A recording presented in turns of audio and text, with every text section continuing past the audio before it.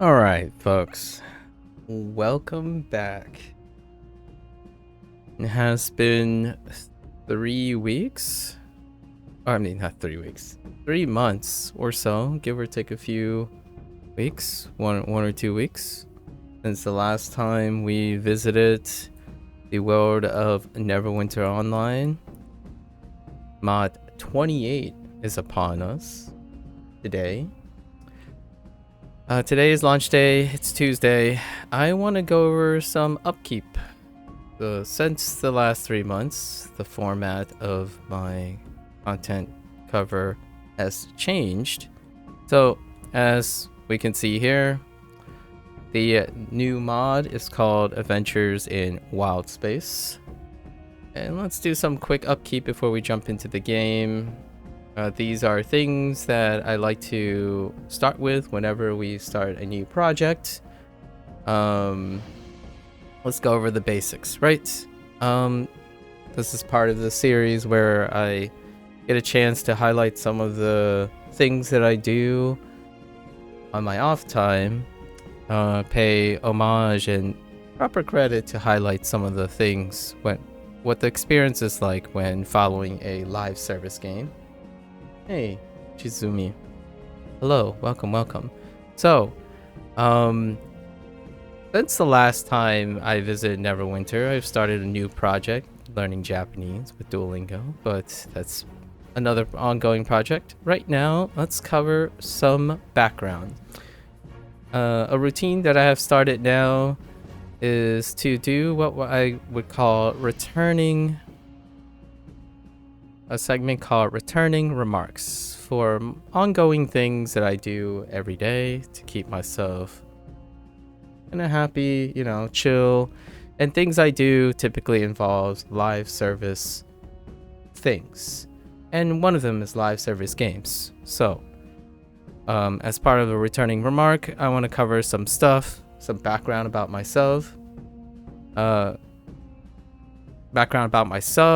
How Neverwinter Online has fit into my schedule and my lifestyle in a way that may be a little bit different from the content we cover.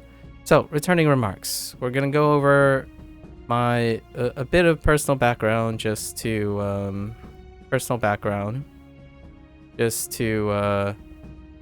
get up to date.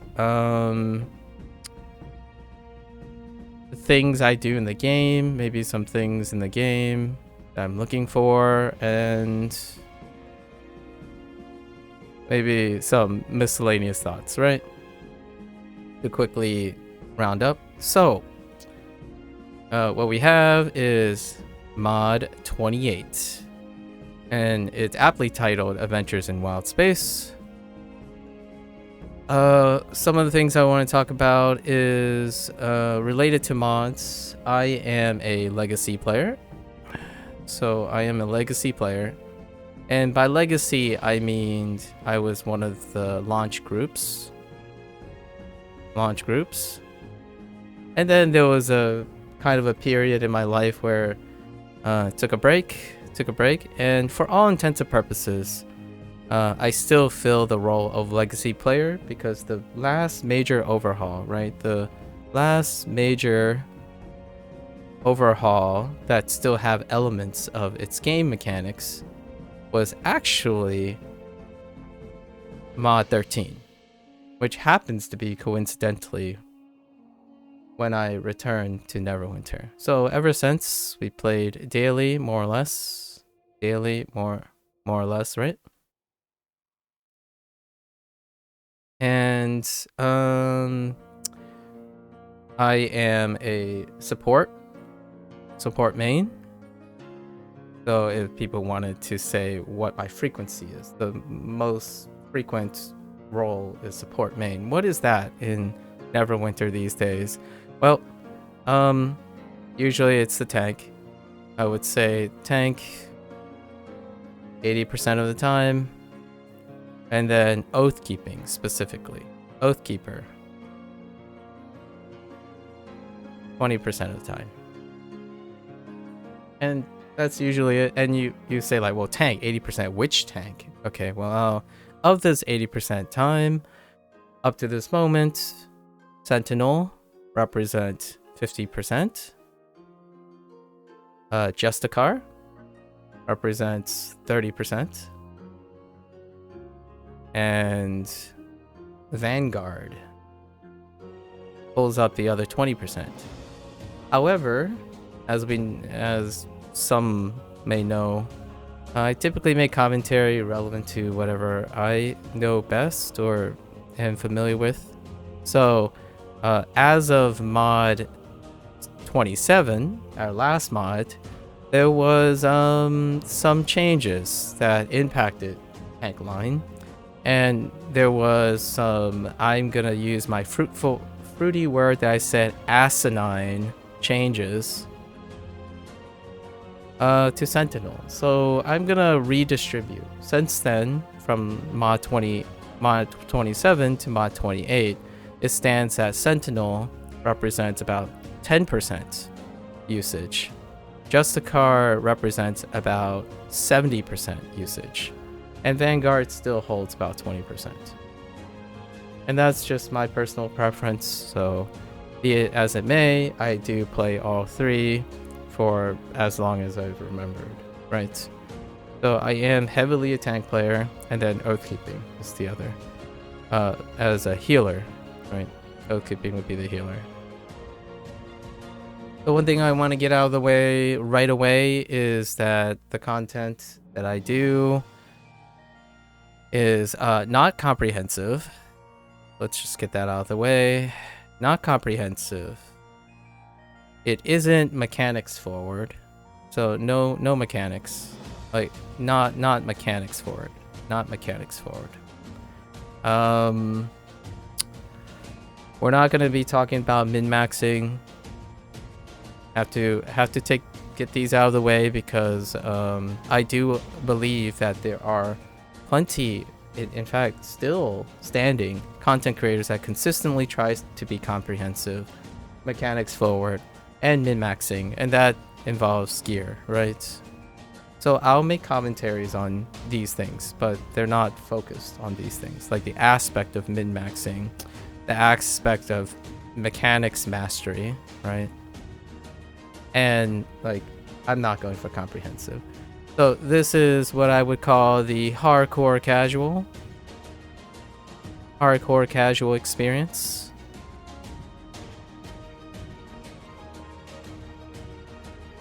Oh yeah, no worries, Shizumi. I hope whatever helps or whatever you find interesting, I would love to hear like fun things, like things that keep you motivated. Yeah, definitely feel free. And you can definitely do it anytime, regardless of what I'm doing. I try my best to make as much time as I can. And, you know, it only takes one person to really light that spark, right? So I appreciate the kind words. Let's see. So, hardcore casual experience, what I will go over oftentimes is evaluation of quality of life changes. So quality of life is my focus. Design. So things that deal with like habit formation,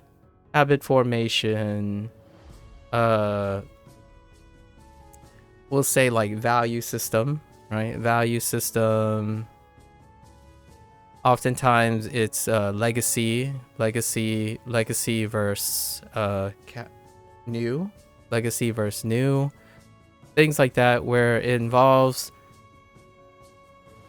what kind of design they're employing, what kind of designs they're changing over time in order to encourage a healthy relationship and maybe like a more synergistic relationship with a live service model. Like oftentimes this is in the context of live service models, and I'm no stranger to live service models. I actually now, in the last couple the last 2 months, I've been using a live service model for language learning. So I like to explore the psychology and design behind live service models.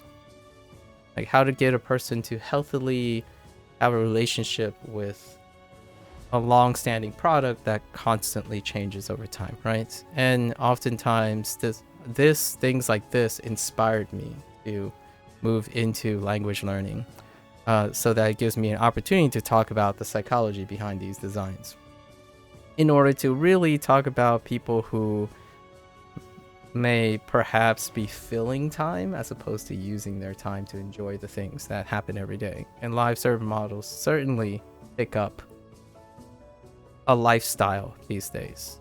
Lifestyle is what I would use, and that's a great way to apply psychology and maybe some teaching experience that I have.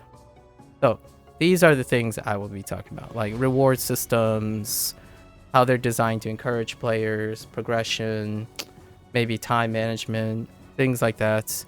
And then about standardization, right? Oftentimes I talk about standardization when it comes to video game design, any design nowadays. Live service models is everywhere. It is the next trend in internet consumption. Live service models include any form of subscription-based thing, right? Netflix, binge watching, audiobooks. So everything is within that scope. Outside of experiencing the content, I will definitely make commentary on the content. And my content tends to focus on story building, as in experience story building. So I'll be randomly digressing about life, maybe lots of topical discussions, retrospection, things about maybe Dungeons and Dragons, learning, language learning, multiculturalism. They usually filter in. So this is the type of content we're talking about. The hardcore casual experience. Live service models to me is a lifestyle. So I do these things to routinely think about other things. Neverwinter has become meditative to me. It's one of the things I do on my off time to wind down and reflect upon things while having the visceral, tactile, and visual feedback of things. So this is not a gaming content focused stream. So just to clarify that there are wonderful other content creators that consistently continue to provide comprehensive review, gear, min-maxing, your usual things. I do not provide that, and I probably will not in the future. But this is an AMA, so if they want my opinion on these things, perhaps I'll speak from it from a acquisition standpoint, maybe something about investment. So when someone says, hey, is this gear worth it? I'll probably tell them how I would acquire it and allow the person to decide what the value system they place on that, right? Anything else for upkeep? Not so much. I think that's pretty good. Oh, schedules. So launch day, right, is today.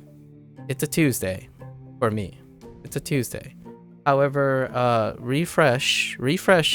refreshes are on my Mondays. So every Monday I will be having a week upkeep, right? So that's when the weekly reset happens. So today is special. It's going to be on a Tuesday. And then the following 9 weeks will be on Monday. It's the full experience. I'll make some commentary. I'll bring some stories in when we're bootstrapping through your live service model by weeks and whatnot. We'll see what they changed. I make a lot of notes based on design. It's usually design focused. As in, I like to evaluate what the devs have in mind to engage the player, the casual player, not the one that binge consumes everything, right? I have no doubt that the moment we enter, there are already the groups that they probably kept a half start pass. I don't know anything yet. This is completely first time. I don't play test. I do not preview shard all of this before I start. I'm not knowledgeable, but if I had to think, they probably got the half start pass. And the elitist groups, and what I mean by the elitist groups is the groups that are really into this stuff, very passionate. They probably already completed the new dungeon on master and bootstrapped the loot already, because this game is usually available on a preview shard, and most of the people get a week to 2 week planning half start. I don't really participate in that anymore. I used to, probably even earlier, as an inside thing, but that created a environment that I personally did not find conducive to my health. So that's a little nod to the past relationship with Neverwinter. So design devs weekly, Monday, for 2 or 3 hours. I'll bring some stories. The first week is pretty exploring random stuff. So I'll keep this up for now, and let's slightly read. I wanted to do this to give a shout out to our ambassador. So there's been a new ambassador. Is this written by... Oh, this isn't written by ambassador. This is written by one of the current devs responsible for... It might be the new community manager. I'm not entirely sure. But let's read some stuff. So I'm looking at the patch notes that was released for today. And I just wanted to read the feature highlights because that's a pretty good summary. I don't want to spend too much time belaboring the exploration of the new content. So, feature highlights. New campaign and expanded adventure zones. The Wildspace Adventure Zone has been expanded with several major updates, including 2 new systems with new planets, Volkov's orbital base and asteroid landing sites, right? So the new dungeon, they've added the new dungeon, the Imperial Citadel. The adventurers and allies have begun their final assault on the Xerexian Empire. So previously, this is an MMO. Excuse me. This is an MMO. So previously, we met up with the captain of the Spelljammer.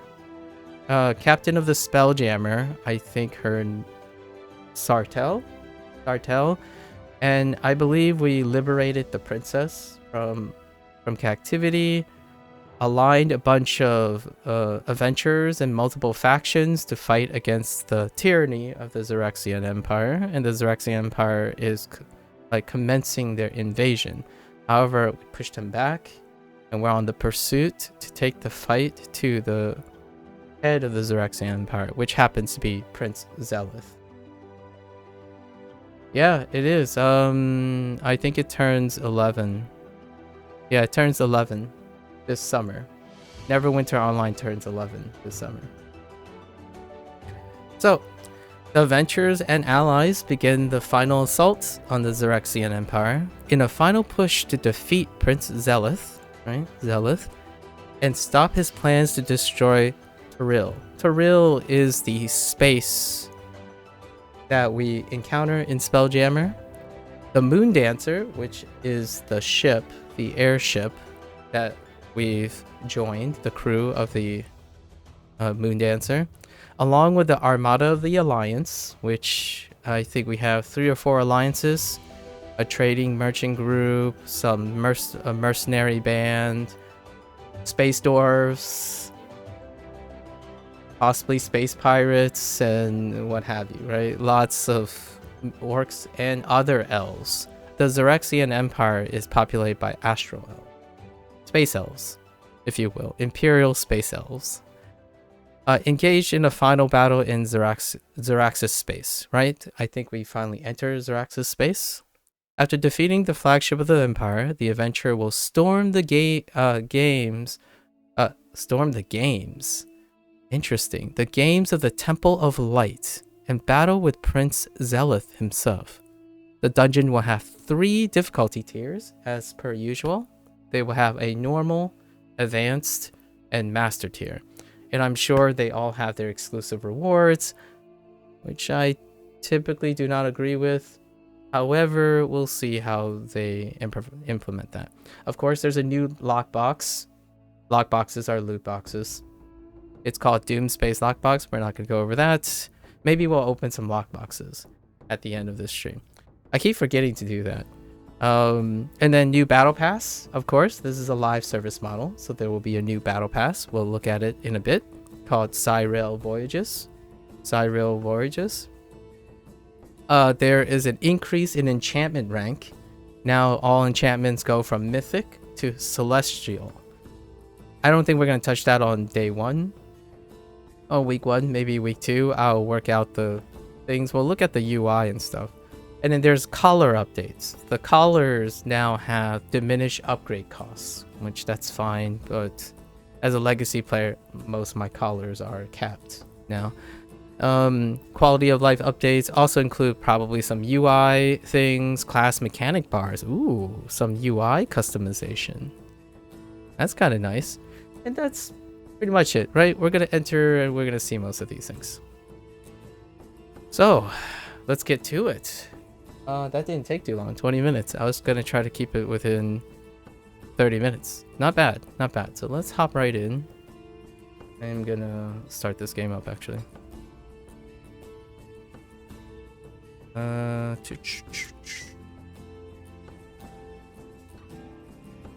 It is very difficult. Okay. To navigate.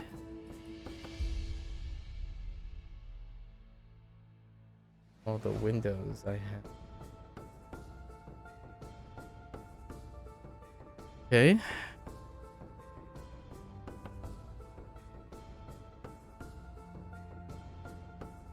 We're gonna turn on the game's audio in a bit. It's always nice to see what background sounds and whatnot that they add.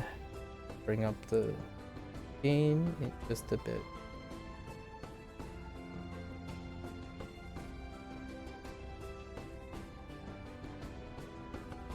Alright, we're gonna... Okay. Alright. So, as per usual, I have 3 characters. All 3 tanks, the Barbarian, the Paladin, and the Fighter.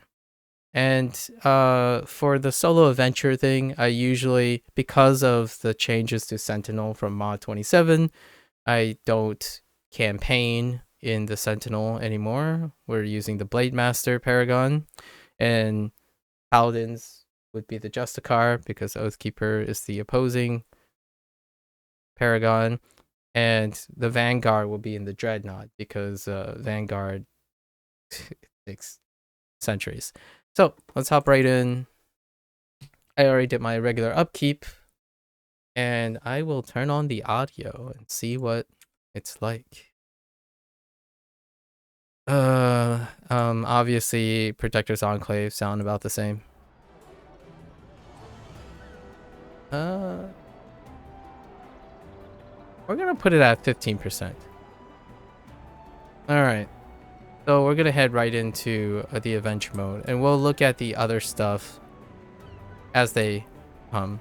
I don't want to like straight go into looking at the gear and the collection.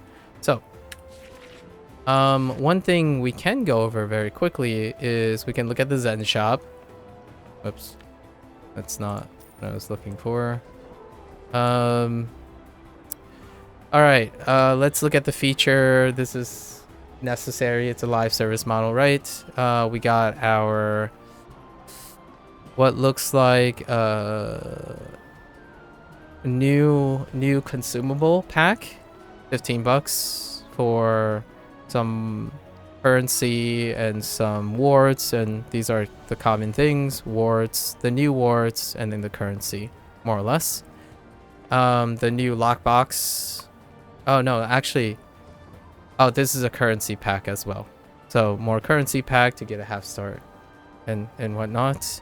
Cosmetic, so full cosmetic set theme in the new expansion, and then you probably get the gadget. So now the gadget is an equipable item that gives you more currency when you're adventuring, and this is usually a 15%. It's really modest. I usually you make do. You don't necessarily need it, but it's cosmetics, right?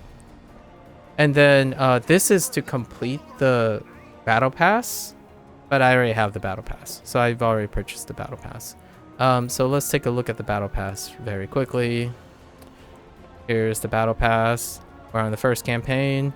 Is there any unique things? I'm only gonna look at the unique reward things. So it's this thing. It's Sartell. Yeah, Sartell is the captain of the Moon Dancer, so it looks like we can have Sartell as a companion. Passive, they've started this new passive enchantment which gives you stats just for having her out, which is kind of nice. You have 5 forte, and 5% power. That's a healing related thing. A healer could use this. Not too bad. It's not too bad, actually. When receiving combat advantage damage, you heal 3 points. Interesting. That not so much. But your unique thing, all the rest are currencies and stuff. Not really of that interest. And then now we're looking at the campaign. Sure enough, they kept the 10-week formats. So we have a weekly haul of 100, and then there's 1,000. It caps at 1,000, so that's 10 weeks. So they haven't changed that format. You would be able to get a vanity, right? Vanity, then fashion. Vanity, fashion, and then this very last thing, which is probably the upgrade materials for whichever artifact that has been introduced. Either it's the weapon or the artifact. So most of these things are kept the same. This structure is the same, the redeemable structure. So you probably get boons from this. Currency resource that hasn't been covered yet, or they might double back to like astral dust or something. And then one of them involves the artifact restoration, probably. We're not gonna look at the store right now. So let's see where this starts. The campaign starts back at the Moon Dancer. So we're heading back off to the Moon Dancer. Okay. Alright. Moon Dancer we go. And we'll cover like the dungeons and stuff as we go. Last time in Spelljammer mod set 27, I kind of went a little too explicit in the beginning, but we want to hop right in. Let's see. We head back to Wildspace. Oh yeah, so now we have 2 new systems. Xeraxis Space, Xeraxis Space, and Doom Space. That's it. That sounds ominous. On top of our last 2 one, Gambian Space and Remichi Space. I'm saying Remichi like in Japanese. Okay. Remichi. Remichi. Okay. I think this is the same cutscene. Yeah, this is the same cutscene. Alright. Zartel. Or not? Is this where we start? Welcome to the Moon Dancer. Ah, here it is. Good to have you aboard. Quest for the throne. We're lucky to have freed Princess Zadali from her maniacal brother. Yeah, Zadali. And we've located her stolen Ring of Shooting Stars. Our work here in Wildspace isn't finished, though. Princess Zadali has requested your assistance for what's ahead. Up for some adventure? Alright. Let's go. Where is Princess Zadali? Oh, yeah, she's just chilling here. I forgot. I hope the universe will one day forgive the Empire for its transgressions. It's basically Star Wars. No, I'm just kidding. Sorry, Dungeons and Dragons fan. Seeing you gives me hope. I trust with your help, we will stop my father and prevent my brother from taking the throne. Oh, her father is still alive. I kind of just thought Prince Zelith did away with their father to take the reins. But okay, so their father is still alive. My brother is relentless. He will drain as many planets as it takes to power the Zerixis star. We cannot allow this. I like the theme of Spelljammer a lot because it's basically taking your fantasy thing and smashing Western fantasy into sci-fi, but making everything a sci-fi fantasy hybrid. So I like the theme. All the themes are very similar. If you're very familiar with Dungeons and Dragons, maybe Tolkien, and then you mirror it and think of all the clever contextual ways of making it spacey. That's kind of what Spelljammer is, and it's kind of like a nice refresh. So you have literal ships, like water ships in space. So you have all the other things. Instead of having different like aliens and other planets, they're populated by like other fantasy races, like space dwarves and space orcs and whatnot. Another parallel rival to this kind of idea is the whole Games Workshop universe, right? 40K, where they literally took it into the future with your fantasy races and demons and space demons and whatnot. I don't know enough about either universe to make commentary on it. I like to be casually consuming these things. There's not enough time in a lifetime to be well versed in both Dungeons and Dragons and Games Workshop universe. On top of that, I think my biggest lore when it comes to Western fantasy inspired things and sci-fi is actually Blizzard Entertainment. So my longest history is with Warcraft and Starcraft, which constitutes as the trifecta, the Trinity. D&D, Games Workshop, and Blizzard Entertainment are the three largest lore worlds for this type of thing, right? The Coalition has made considerable progress in our efforts to amass a force large enough to contend with my father's empire. His might is strong, so to ensure victory, we will need all allies in this fight. This includes others more questionable in nature. Yeah, Mercs. The Doomspace system is ruled by a crime lord that goes by the name of Vokath. He's a very cold and smug mercane that began as a merchant, but arrogance led him to more dubious means of existence. While I prefer to work with beings possessing honorable moral compasses, Vokath has no love for the Empire, and his resources are quite vast. Go to him, and see if he can be persuaded to join our cause. He's not very trusting and has many enemies. Expect to prove your dislike of the Empire. Once again, my enemy of my enemy is my friend, right? Our enemy of our enemy is our friend. And Vokath just strikes me as a kingpin. Sorry, MCU, but looks like someone. It's kind of like organized crime, right? Vokath is a source of organized crime in Doomspace. So we head to the source of the Kingpin and propose a temporary alliance. My enemy is my enemy. The enemy of my enemy is my friend, right?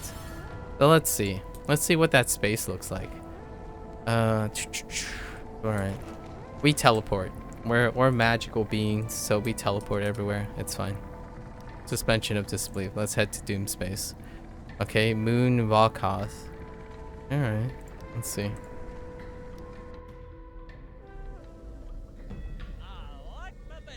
Okay. Hey, Millie. It's very bright here. I like it. Man, I'm such a sucker for this type of color palette. Spacey color palette. I'm such a sucker for this. When October rolls around, when Inktober rolls around, I'm gonna be like doing Japanese prompts, but we're definitely gonna be doing some celestial, like cosmic color schemes. Cosmic color schemes are wonderful. Space has this immeasurable, daunting isolation and fear and loneliness, while at the same time simultaneously looking incredibly majestic. Right. And surreal. Alright. Nothing to see here, just a citadel floating in the middle of space, you know. Usual things. The normal things. Right? Wow. His villa... This place is nice. Huh. Oh, we have... Okay. So let's follow the yellow brick road as per standard MMO style. Alright. Am I going in here? Oh, I am. Vokath has nothing for you now, but he is always many steps ahead. I don't like you. Can I walk in? Can I go in here? Really? Alright. What do you want? I am the right hand of Vokath and his most trusted advisor.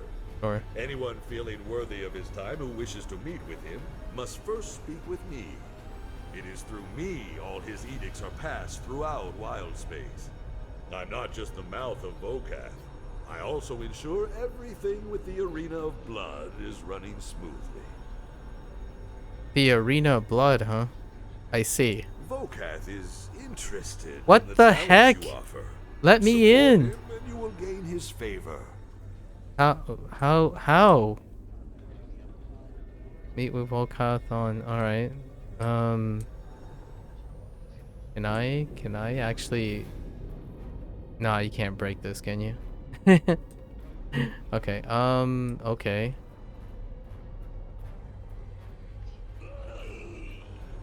Oh, wait. I think I've... Whoa, hold up. I think I need to zone back out. There might be, I did read that there might be an issue with this. Let me hold up. There was something here. If the initial cutscene and quest in Volkoth's base don't play for you, return to the Jolly Boat to play the cutscene and fix the issue. Okay, that's why it didn't trigger. So there's they already announced a known bug. So how do I play it again? Like this? Oh, here it is. This is the initial cutscene. His base does look pretty cool, though. Imagine having a place like this. Oh, and there's a dragon. Yeah. So it's a known bug. I read the announcement early. So it's nice that they made the announcement immediately. So we need to trigger that. That's why they're stuck. Okay. So let's go back in. This should be okay now. Yeah. Here we go. Vokath has nothing for you now. Yeah. Oh, Princess Zadali sent you our way, huh? We've got respect for her, no doubt. But as for you, you're a bit of a mystery. Oh, yeah? Vokath's not exactly in the mood to meet with someone unfamiliar. You're still a stranger in these parts. Alright. What do I have to do with you? Am I gonna... Let me guess.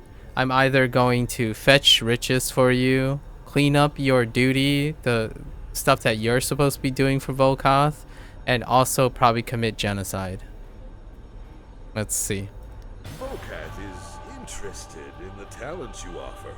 Support him? Lord Vokath wants your loyalty tested. Those Xerixian invaders? They're crossing lines. We've got to show them who's boss. And guess what? You're up for the task. Prove yourself, and Vokath will take notice. Alright, so we're basically committing genocide. Cool. Alright, so we gotta take out some Astral Elves. Although they're the mean Astral Elves. They're the Imperial Astral Elves. The Xerixian. Ah! You can fall off. Oh, this is actually a map. Oh. That's... Wow. This map is super neat. I love this map. Although you can fall off. So that's a little scary. And anti-gravity? Yeah, anti-gravity. So we're very floaty. Alright. Oh, hi guys. Wait, you're stuck. Misery. That guy is stuck in the pole. Poor guy.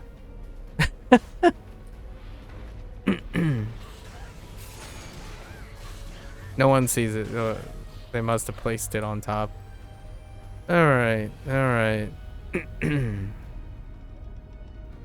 Hello? Peeps?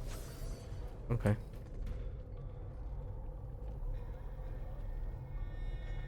Wait, did these guys? Oh, we have other peeps. Let's change the instance to a less populated instance. Too many people in that instance. So the first one is kill, take out quests. So fair enough. Take out quests. You want to be in an empty, and as empty as possible because, well, you need targets.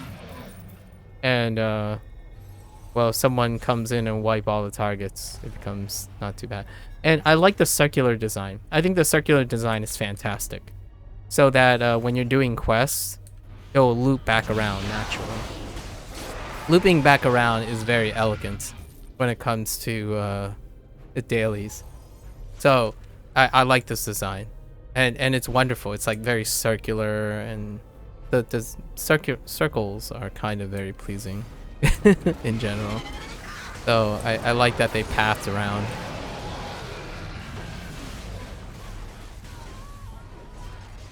Alright, we're just clearing out some ruffians because that's what heroes do, right? Heroes go around and indiscriminately slaughter for their own convenience.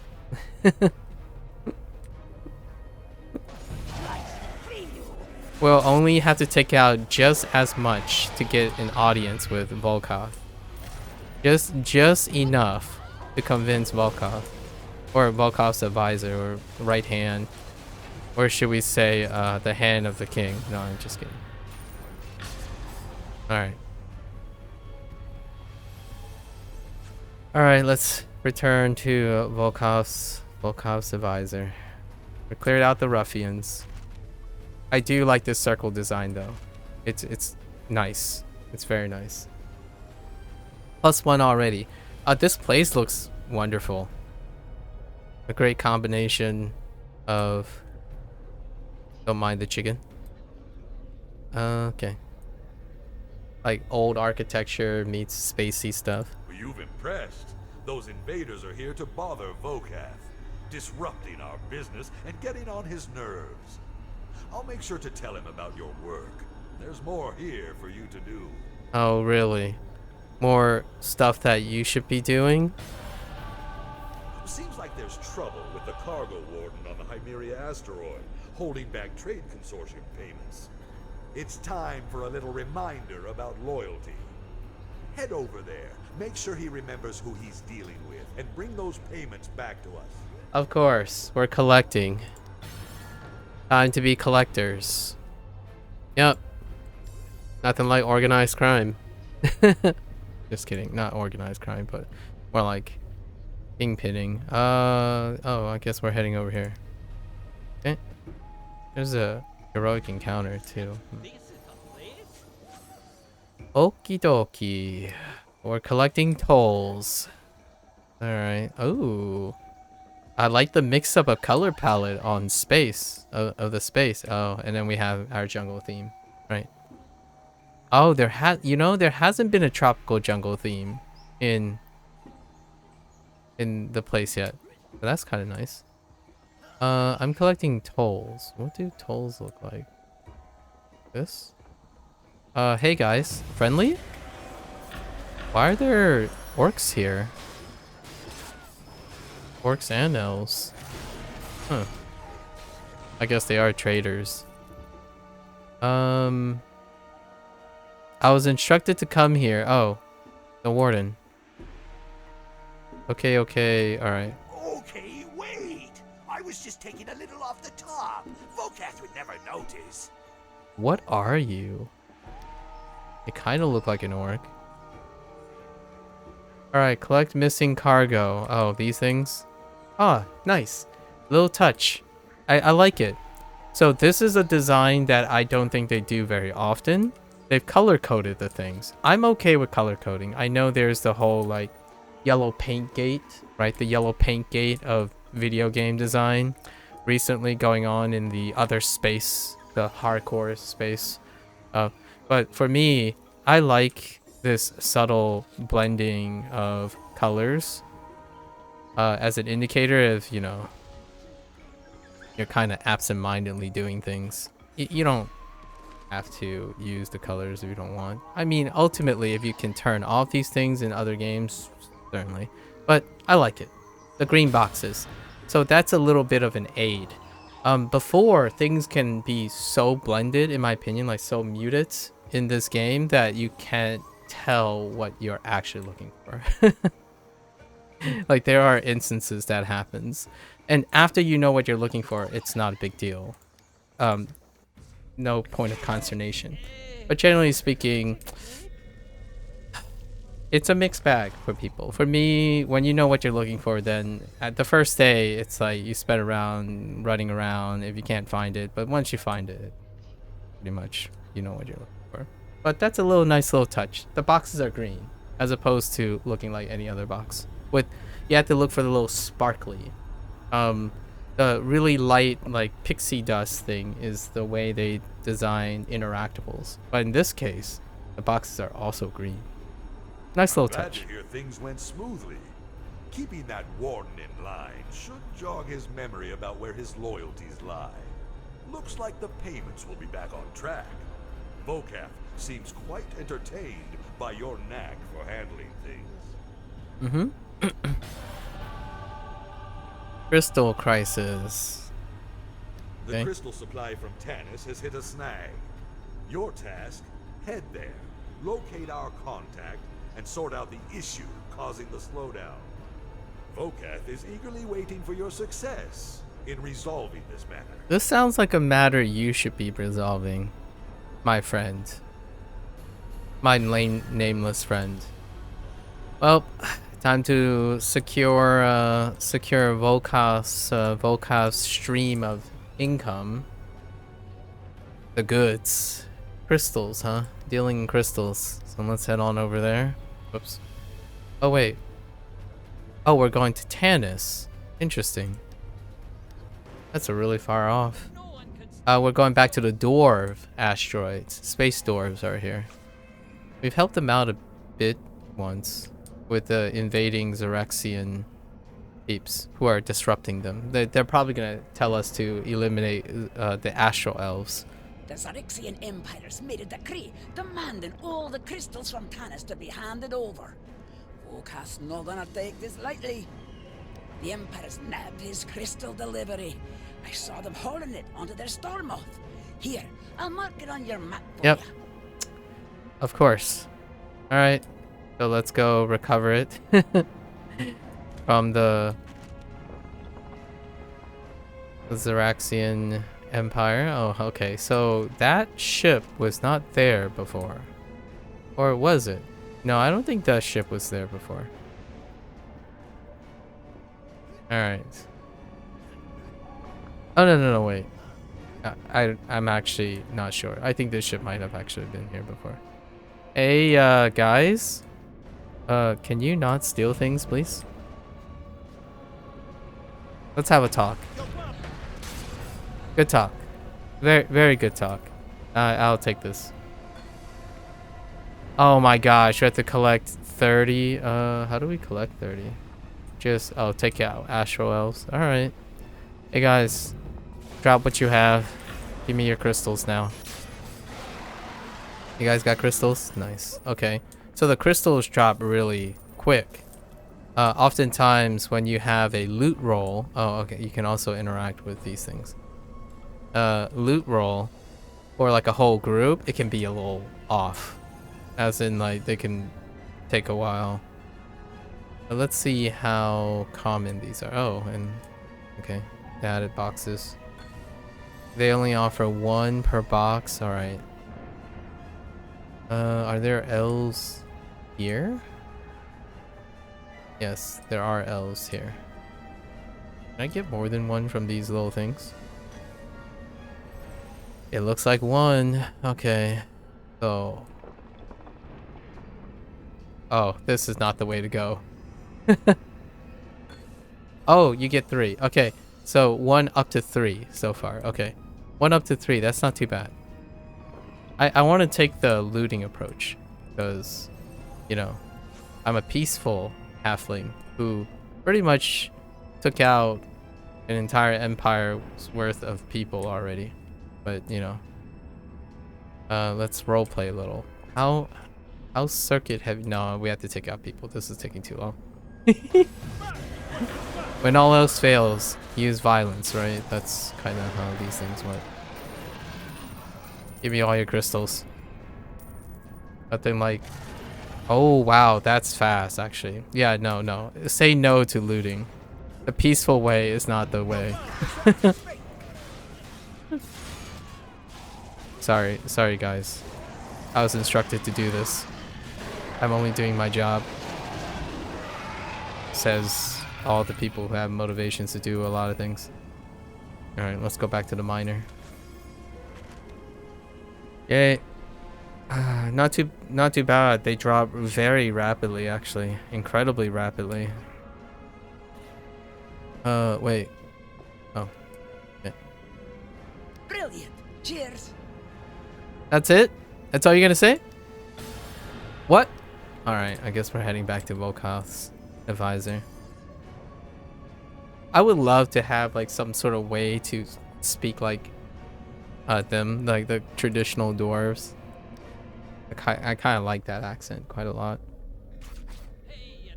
Let's see. All right. What will you have me do now, sir? Oh, I'm floating. Glad to hear the crystals have arrived. Your success deserves applause. I'll make sure Lord Vokath gets word of your accomplishment. Okay. Does that mean I get an audience? Vokath wants you in the arena of blood. It's his cash cow. Okay. And he thinks you can bring in the wins that make him richer. Win there, and you'll be lining his pockets nicely. There aren't too many things that make him happier than fixing arena fights. Of course. Evident of a kingpin, they must have an arena, right? Of course. A blood sport. Where do I enter? Oh, alright, sure. This is giving me vibes of Like a Dragon. This is basically what you do in Like a Dragon. Kiryu and gang have done this multiple times to The arena of blood is just about ready for more brutal combat. get into Are good you, graces. adventurer? Great. The idea here is simple. When you're ready to begin, you talk to me, and I'll get you set up inside the arena. Since this is your first time, you'll fight a few weaker contestants, and then face a more powerful arena champion. Defeat the champion, and you're done with your first ever round in the arena. Come back and speak to me after you've defeated the champion. Alright. Vokath would love to see your skills in battle when you're ready. Yes, I'm ready. I'll send you in right away. Send me right in. Oh, this is a reuse of Let's see what you the realm-space creatures Hell are Pit. made of. The Hell Pit environment. A reskin of the Hell Pit seasonal event. Alright. We got some devils, right? Alright. Oh, we only have one wave and we're just gonna take out. Okay. Off to the. Oh, hi. A devil's spine. Ooh, that tracks. Mistakes were made. Okay. Wait, that actually... I'm just kidding. I kind of need a health stone. I kind of do. Stay away from me, please.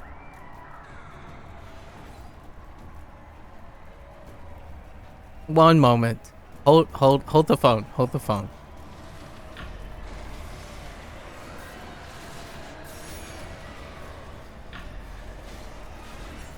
Oh, I took that to the face. Why? Okay.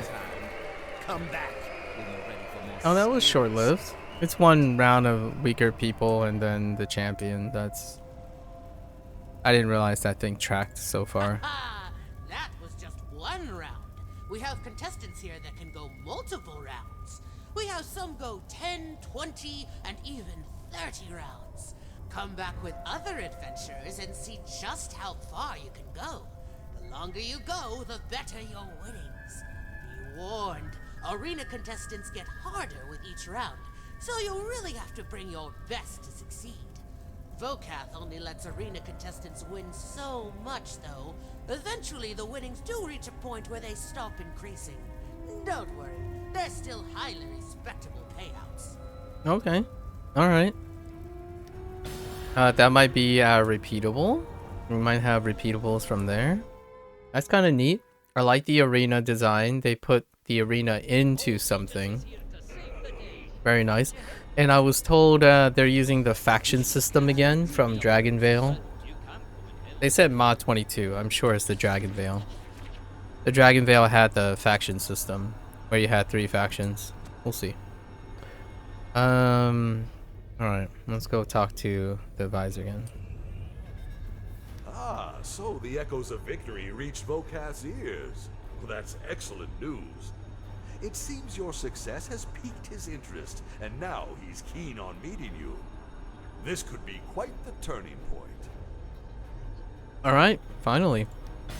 Let's go in there. It's time for the grand entrance into Lord Vokath's tower. He's ready to meet you, and there are some other important faces you'll encounter inside. Get ready for a crucial rendezvous. I'll meet you inside. Okay, this is where we get our first hub in the new area. Probably get all our quest givers, right, with the repeatables and things. Okay, you know, let's just switch this up. Okay, alright. Yep. Oh, it's smaller than I thought. Fellow adventurer.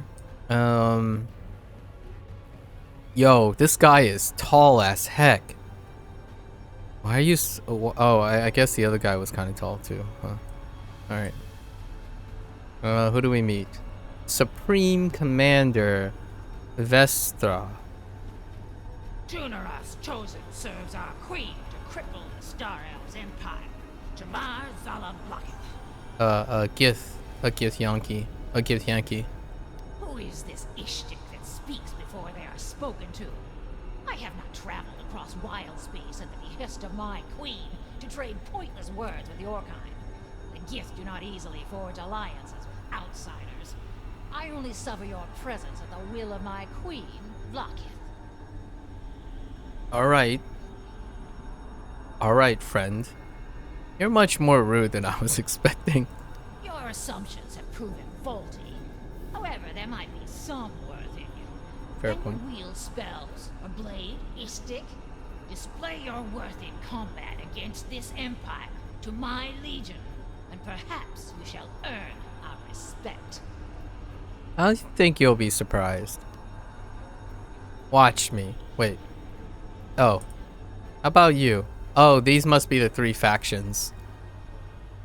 So we likely have to appease Vestra and General Gala Aenor? Stopping the Empire is the only way to ensure my people no longer cause harm. Is it just me, or that person to the left is very small? Very short? Kinda tiny, in fact. Almost seems like a halfling, but definitely not the proportions of a halfling. My character is a halfling. Alright. I am Glad to see you've proven yourself to Vokath, distancing from the Empire's grasp. His moon might not be ideal, but it works for coordinating our invasion plans. Vokath's not fond of the Empire meddling, reluctantly joining our cause to maintain his influence. I see. Zedali promised to steer clear of Doomspace if she takes the throne. Vestra's a tough Githyanki leader, handpicked by Vlokith from Tunaroth, eager to challenge the Empire. Quite a diverse mix of factions, don't you think? Fair enough. That explains that.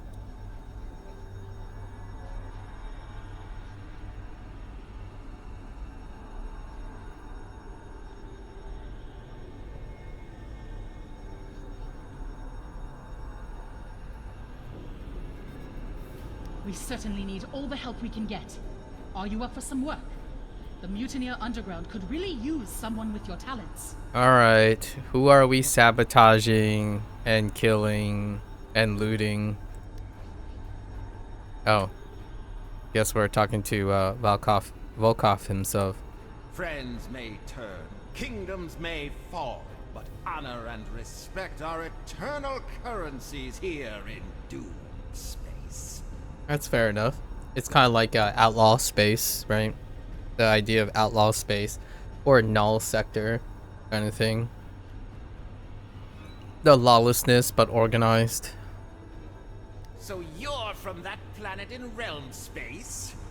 I thought you would be taller, but no matter. My trusted advisor says you've shown your worth and loyalty. Good. I guess we have a need for your talents here. I don't know if that dialogue's the same for every race. However, it's extra comical because I'm a halfling. I'm actually extra short. When that person said, I thought you would be taller, but since I'm a halfling, I'm like even shorter than usual. Good. I am not partial to disappointment. Let's put you to work. Okay. My fleet isn't just ships. They're pawns in the celestial game. Each one a calculated step to expand my dominion.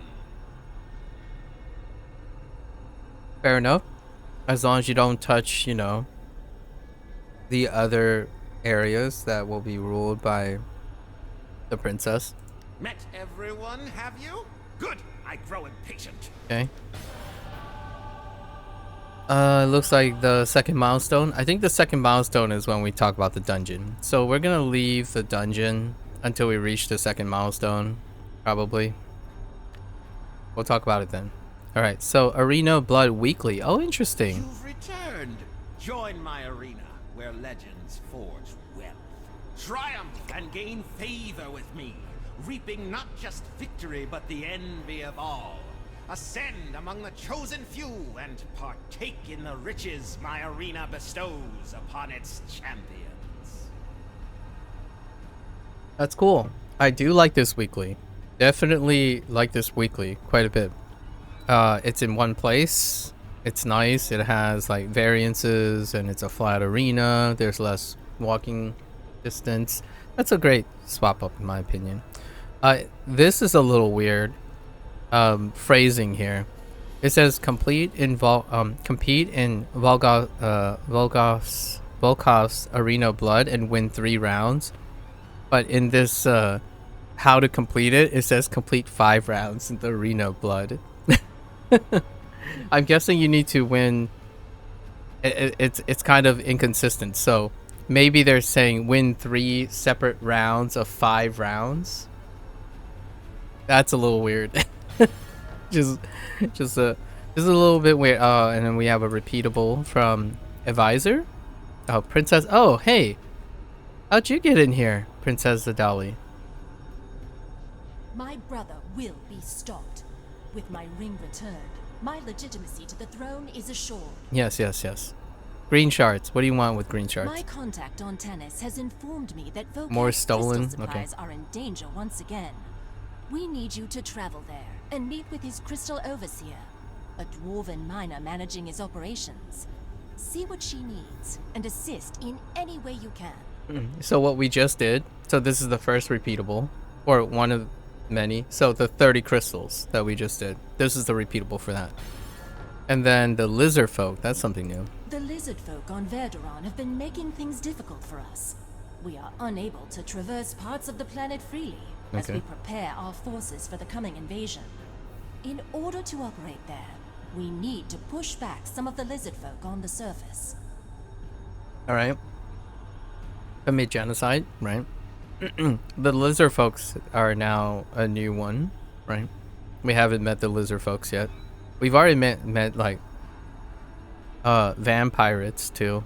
They've already included vampirates. Oh, it's a shame they didn't use a like a word pun for the lizards. Like, I don't know. Something. Space Batiri. Space Batiri on asteroid Hymeria are a constant nuisance to our efforts there. While I would like to leave the responsibility of their management to the families, it appears they're just too preoccupied to keep the population in check. Are you willing to travel to Hymeria and help our efforts there? Okay. You'll certainly be compensated for your time. So pretty much jungle-y stuff. So those are our repeatables. Do we have another weekly? We like have done well to weaken the Empire, but okay. there's still more work to be done. Yeah, so she's the weekly person. So I'm guessing activities and then heroic encounters, yeah. So Space Ventures is probably the 0 to 100% on completing activities. We are still working hard to push back all elements of the Xerixian Empire loyal to Prince Zelith across Wildspace. Assist us in this task, and the Mutineer Underground will see to it you are handsomely rewarded. Okay. So we just complete random things to increase them. And then heroic encounters. The serene planets in Wildspace are falling to the grip of the Xerixian Empire, and countless innocent lives hang in the balance. The suffering of these people weighs heavily on our hearts. We seek valiant adventurers like you to aid in protecting these innocents and ensuring their safety amidst these trying times. So the format hasn't changed at all. They introduced one new thing and then the 2 weeklies, which are heroic encounters and the activities. The arena is taking place of the invasion. The invasion was the last mod special weekly. So this one is the arena, which let's go check out the arena.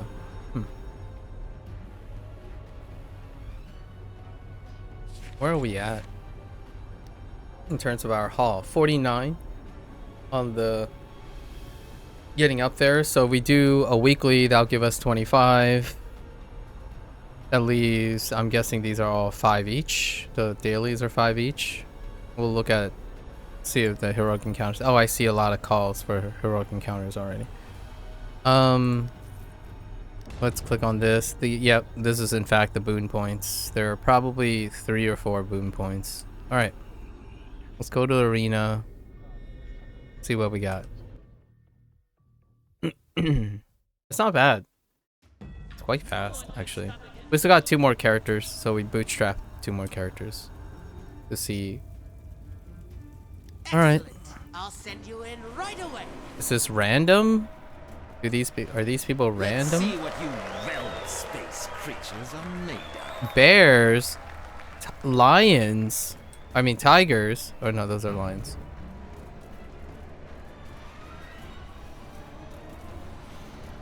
Female lions. No mane. Okay. Oh yeah, it's probably win 3 rounds of 5 rounds. Oh, or maybe not. Okay. What the heck? This is one way to... Is that a badger? Oh my gosh. I'm sorry. Ida, don't look.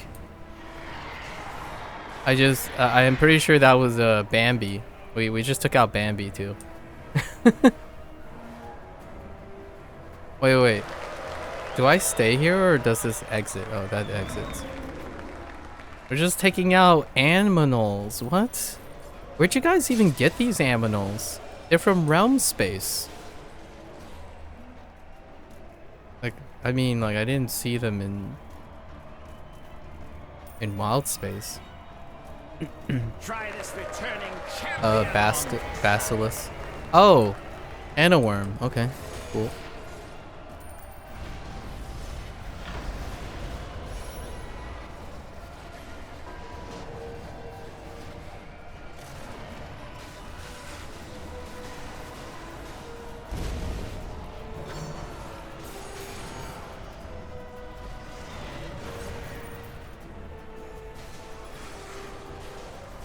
Well, it certainly doesn't hit like that spine, that bone spine. Not bad. Care to keep going? Sure. Does it keep going? Or do I leave? Oh no, it just keeps going. I see. Oh, and what is this? Vampires? Aw. Hello there, vampires. Oh, this is a great way to use a lot of existing assets. Fair enough. Yeah, arenas are a classic video game design.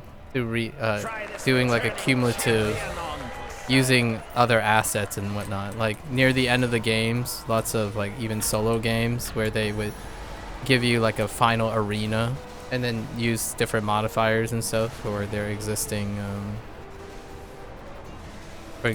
assets. Classic design. To give you like a trip down memory lane, some nostalgia, and then a little swap up, right, in context. You can kind of see lots of the enemies up in the arena, in the stands too.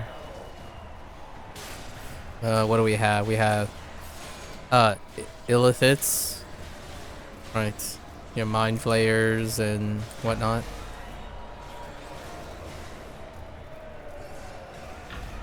Oh, is that a oh, and a what do you call those? Durgers? The like black dwarves. Darkened dwarves. That's a big boy. Hello there.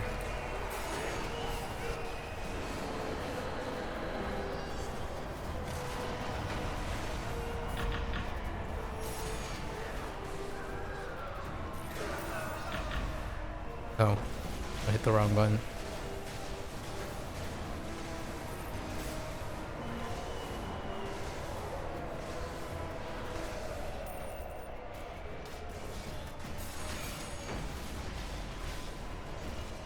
You're bored? Not bad.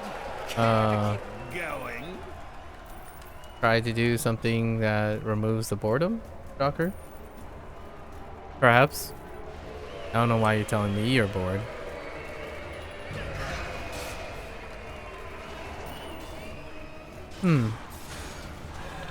Supplies. More like, kind of reminds me of Thayans a little bit. Oh, they're called, yeah, they're Thayans. Do I stream for fun? I stream for education. Fun is a bonus. Oh, hi. Surrender, and I shall only need some of you. Okay. An adult green dragon, sure.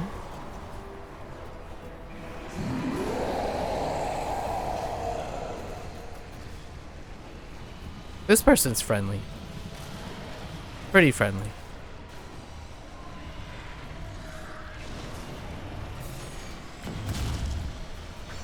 Lots of puddles.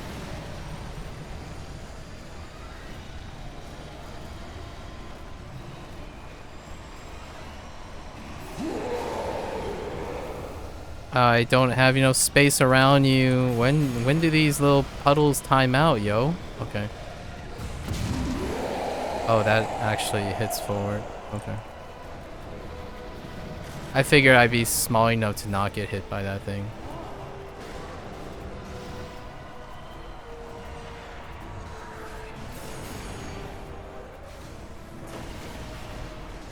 Uh-oh.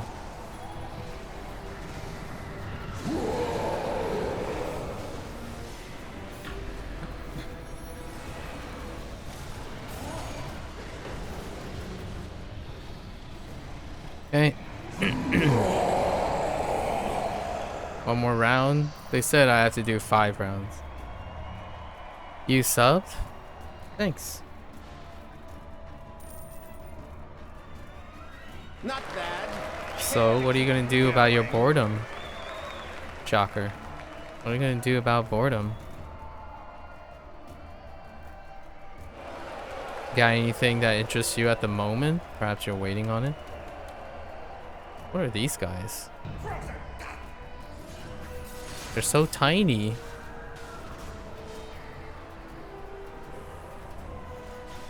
They kind of look like Batiri.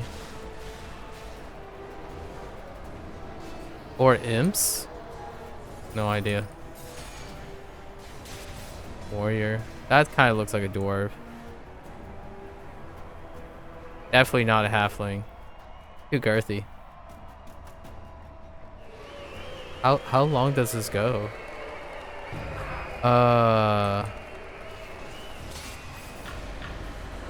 Kind of look like goblins.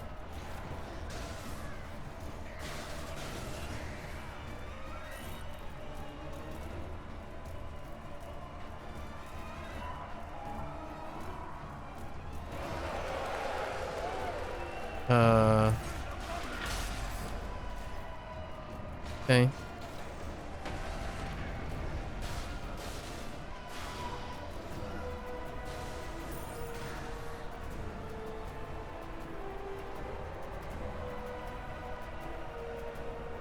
I guess each round ends with the boss.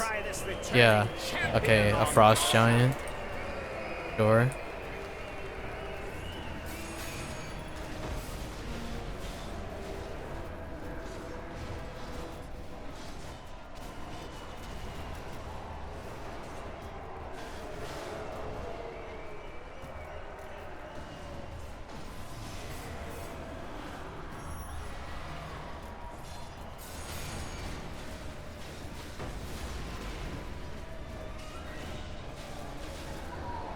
Stop moving around, please.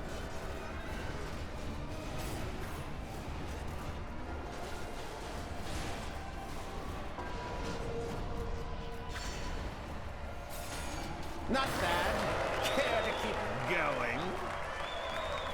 I think that's all we need to do, right? Does it keep going? Oh, it goes, I'm just gonna leave now after 5 rounds. I think I only need to do 5 rounds. Hurry on ended, leave the area, just start again, okay. I said I only need to do 5 rounds. Why are they booing? What the heck? I'm not here to overachieve. Indiscriminate violence. Oh yeah, okay. Your skill in battle is like poetry in motion. The way you navigate the fray, it's almost an art. A true testament to your strength and cunning. Fair enough. Fair enough. Where does that put us? 74? We're at 74, right? Yes. So we can do 1 daily. That Wildspace activity doesn't go up very quickly. So, what would be faster? Let's see. That's 15. 15 cycle 1. Yeah, actually the 3 repeatables are probably gonna be quicker. So let's see how quick the repeatables are. We're going as per usual in it's in cumulative in Wildspace. Ooh, that's a bad thing. I'm gonna have to turn in the other stuff, huh? Anyways, we're gonna hide heroic encounters. They're usually kind of a pain in the butt. Let's see how quickly we can do the green shard. Eliminate Batiri.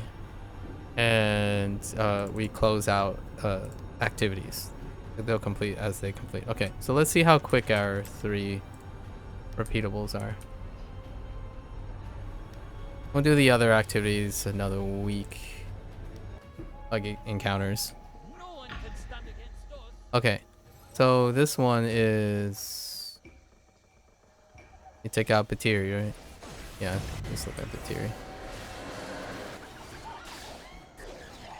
They come in clusters of 6. Not too bad.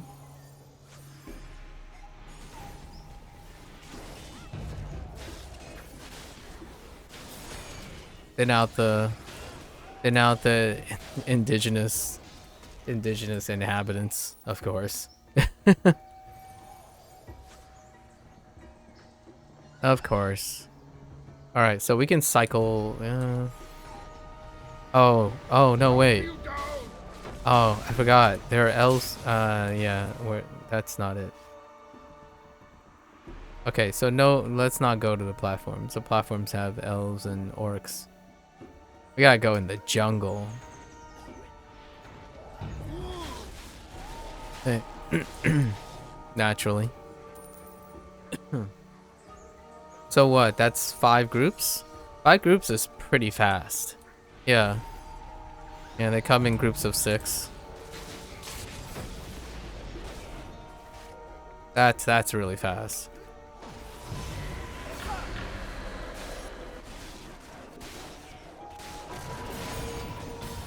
Okay. Lizard folk. Let's see how quick lizard folk is. We're heading off to what? Oh. Planet Vaduran? Oh, we haven't had a lava one yet. Oh, hot. Very hot. Makes sense, lizard folk. It looks like they come in clusters of 6 as well, so you have to eliminate 5 groups. That's pretty fast. And there's 2 patrolling. Ooh, wait. Come here, guys.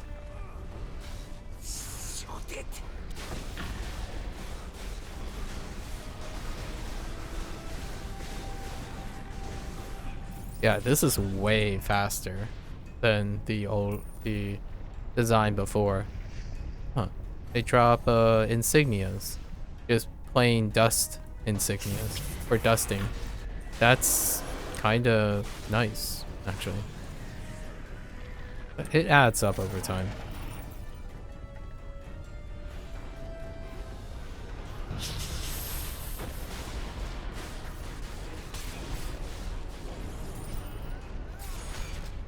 Short one. There's a dragon.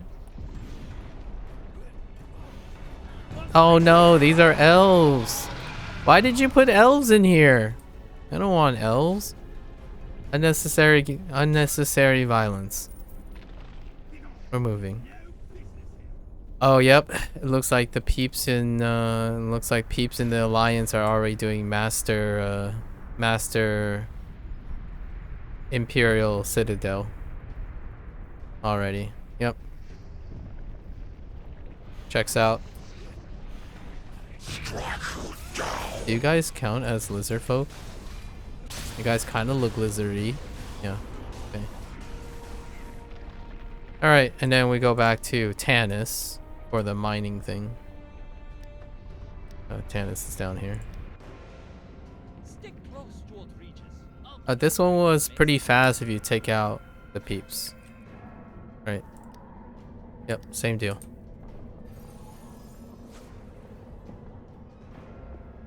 So first we have to go and take out the ship cluster.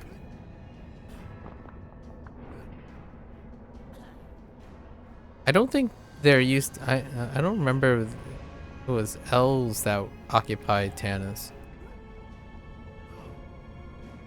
Okay, no one's here, which is nice. No competing adventurers. Imagine competing in committing genocide. Okay. Alright, folks. Give me all your crystals. We'll pin you to the ground. I'm sure you can pin me to the ground while I'm in the air. Okay. Ooh, there was a bit of rubber banding there. Oh, rubber banding. Oh boy. That is a lot of rubber banding. Holy. Someone save me. I can't move properly. Wow. Hello? Game? I fear a server not responding incoming. That's some very noticeable rubber banding. Oh my gosh! All my inputs are being lost. Oh boy. Stick with the basics. Hold down a button.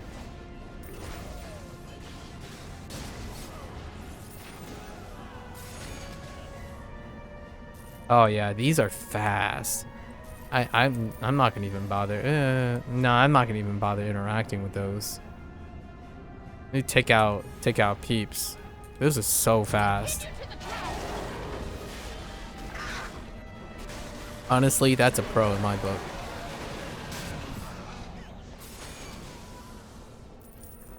Okay. Wow. That's unusually generous.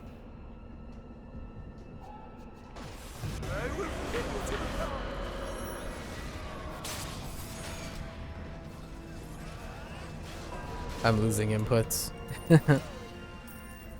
It's not safe here in space. Okay. Okay. DP to the beginning. Hand this in. I wonder what VOC stands for. I'm hearing all the I'm seeing all the call outs. Curious what all of the new places are right now. New heroic encounter abbreviations, acronyms. Alright, let's return this. We get 15, right? That puts us at 99. I don't know why they decide on 99, but we'll do one more repeatable. Actually, we'll do 3 sets of repeat. What the? Okay. Out of my way. I look to the future. Volkath sends his thanks and appears to be working to stop the Empire there. We'll see what he comes up with. Britannis. Excellent work. Those lizard folk are tough. Culling the population should give us time to operate in the area freely. Sure. I have tried diplomacy with their High Chieftain, but the communication barrier is just too great. It doesn't help their witch doctors attack anyone on sight. Well, when communication fails, right? A little off the top. Are we skimming? The Hobgoblin cargo warden on asteroid Hymeria is still withholding some of Vokath's payments. While we know Vokath can certainly take care of his own problems, I would like you to go there and handle it for me as a show of good faith. I'm constantly working to keep Vokath happy and show him joining this coalition was worth his time. Yeah, this is the repeat of the second one that we were doing to get into this room. Stopping the Empire Volkov's base. Oh, this is the first repeatable where we go around his place. People loyal to my father continue to harass and intimidate Vokath here on his floating base. I would like to continue my cordial relationship with the Crime Lord. I believe removing some of the Imperial presence here would help show Vokath my continued support of this relationship. Yep. And then Terrors of the Mine. Illithids? The Githzerai on Zarbos have agreed to lend their combat skills to my cause, but they are unable to at the moment due to the Illithids working hard to stop them. If you have a moment, travel there and assist them in their fight against the Illithids. Forgot English. Illithids. Illithids. Alright, we only have to complete one. So let's clear out the riffraff out here. Let's get rid of the riffraff out here. Actually, we'll do all 3 to carry on to next week. Just to see how quickly that takes. It's relatively modest, I would say. The time investment is incredibly modest. I think we'll be able to do the next 2 circuits, the next 2 character circuits in 20 minutes? 20 minutes. The other two actually have a higher, have a faster clear time. For the Emperor! You know, there has been some changes, slight changes to Blade Master between mod 27 and 28 to try to speed up some of the Blade Master stuff. The Sentinel is lackluster at best, unfortunately. So I rarely use the Sentinel anymore after mod 27. But the Blade Master sped up a little bit. From the recent changes. Usually how Rage works, how Rampage works. It tried to speed up Blade Masters a little bit to fall in line with the other alternatives. And by a little bit, I mean it doesn't dramatically change the preference for more flexible pain givers, really, mechanically speaking.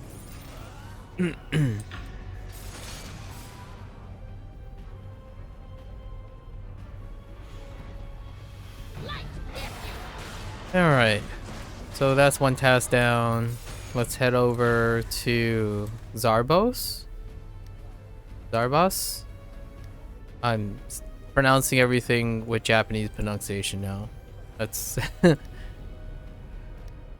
Zarbos. Or Zabos. And this is like Himeda. What are we doing here? Oh, we're collecting the tolls. It'll be interesting in the future how I default to certain pronunciation. Well, let's see. This is the most like nuanced English-esque thing I've done in the last two months plus. Like spoken English thing. Give me this cargo. Give me these green boxes.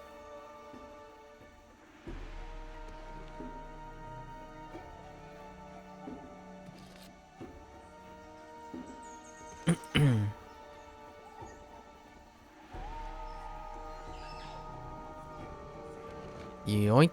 My green boxes now. They're so close together, too.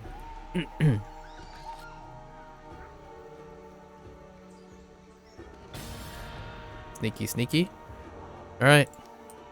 Off to Zarbos. However you pronounce it.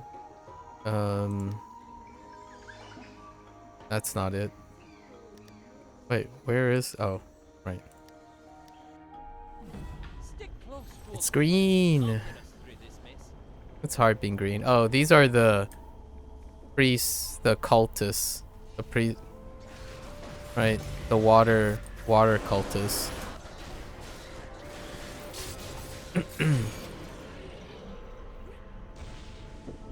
They are special, I think. Oh no, this might actually be the Gith. No, these are the Gith. Never mind. I don't think these are the people that worship that thing that eats them. One of the planets have a cult of priestess that worships something that legitimately is a threat to their lives. Oh, what the heck? Oh, these count as... Oh, they do. Okay. They kind of look like not illithids, though.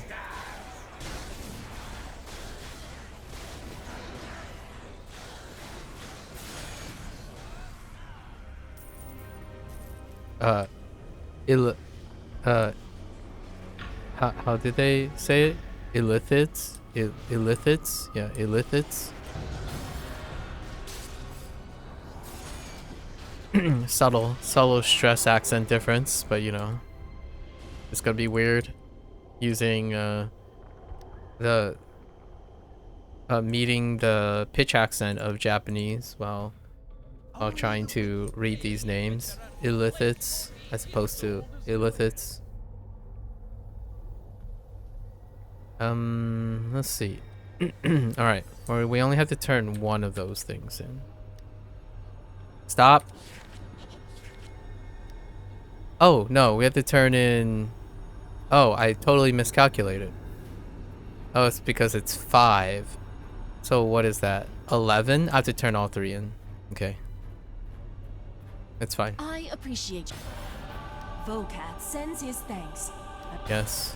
When I am made Empress of Zerixis Space, I'll make dealing with illithids one of my most important priorities. Fair enough. Do I... General Eonor has requested assistance slowing the hostile forces on planet Ballora. It seems the recent troop surge by the Empire has made their operations there much more challenging. Travel there and thin out their numbers. That should allow the Mutineer Underground to operate a bit more freely. Sure. And then green shards again. Right? Yeah, green shards again. And stopping the Empire Gradius. Forces loyal to my brother are still active on asteroid Gradius. Gradius. Can you lend your prowess in battle to push these enemies back? I would be most appreciative while we work to deal with the threats to my credibility. Yeah, Gradius. Gradius is American English for sure. Okay. Alright.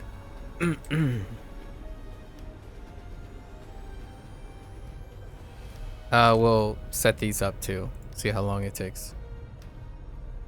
Radius. Ooh. Okay.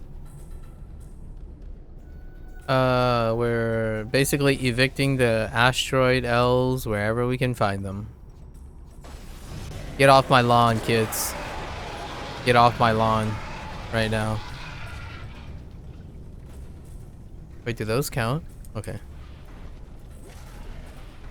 I see some illithids around, so I don't think we're targeting illithids. Just these peps. Hey guys, can you cluster up? I appreciate it. Good talk. Oh, hi. Okay.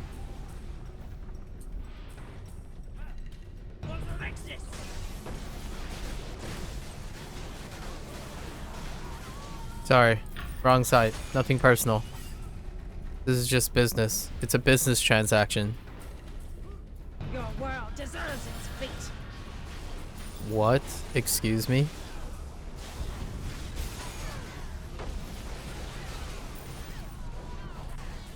Okay. Where are we heading next? Baloria? Or in Japanese, Barodia? Berodia? Berodia? Okay. Taking out astral elves. I wonder what the Japanese word for elves is. It's kind of humorous because I'm actually watching a anime right now that features an elf. I didn't pick up on it might just be Edifu. Probably Edifu. Yeah. Or maybe Edifu. Yeah, Edifu.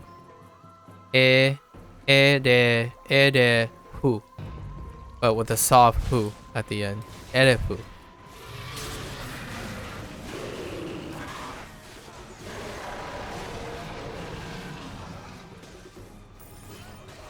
Okay. On our way. Calling the pack. You know. Callings, that's what we do. That's what adventurers do.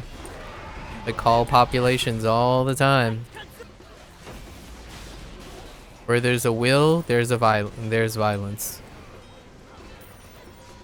Otherwise, we'd be doing fetch quests for the rest of the adventures, right?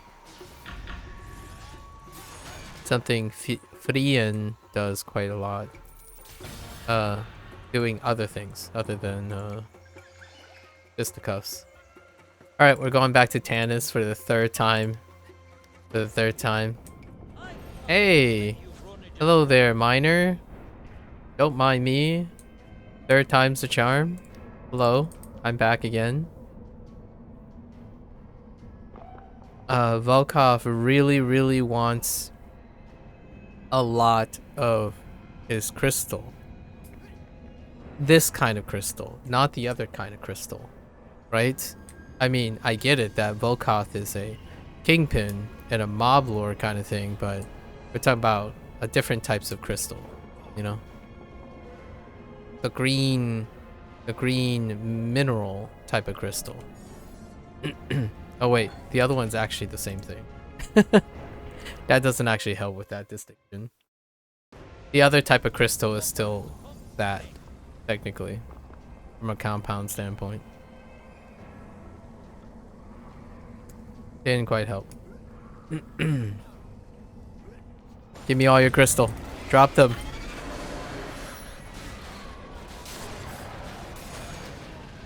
Yeah, wow. They really increased the drop rate of quest related skill items.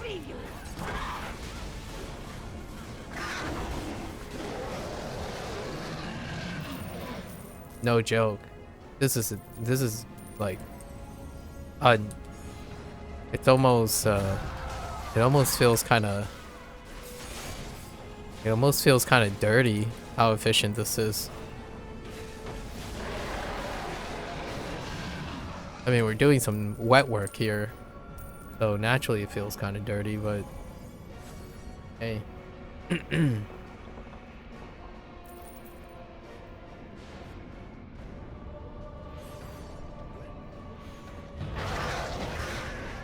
I gotta put food on the table, you know?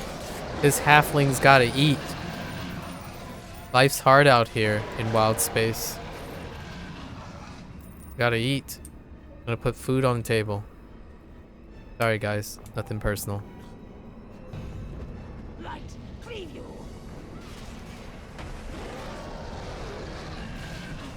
That's what the halfling would say, in my opinion. If I were role playing.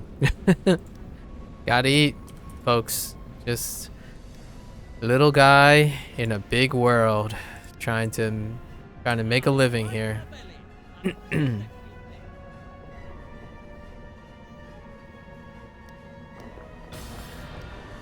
Okay. Alright. We're good. Let's head back to Volkov's place. And we're gonna sit our character right here on our first character. Alright, this is where we enter bootstrapping. I have 2 more characters, but now we're gonna enter the bootstrapping phase of things to for efficiency and whatnot. So because of that, I'm gonna turn off the audio. I'm gonna put some background music courtesy of the great content creators. Okay. All right. And the background sound effects and music track are still the same from last mod.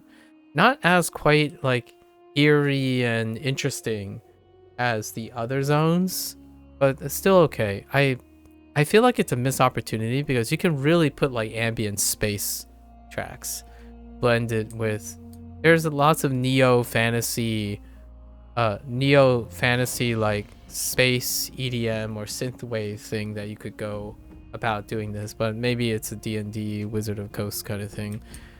Anyways, we're gonna switch, and now we're gonna roleplay as a paladin. So we're gonna deliver swift justice My paladin is an Azamar. Chunky fella, as big as it can go. It's hard being green because he is literally green. So, alright. Let's go off into Wildspace with our paladin and deliver swift divine justice to all that do wrong to wait. What's going on? Oh. I have to go and talk to Zartel. Okay. We will smite all that stands in front of us. Can I talk to you, please? Why are you lagging? Okay. So let's see how quickly we do this.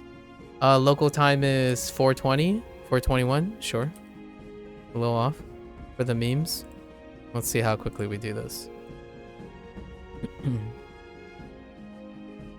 A bit of a lag. There's some laggage going on. Okay. There's the cutscene. We managed to trigger the cutscene because we remember that. Alright. Okay. Let's switch to mount movement here. Okay.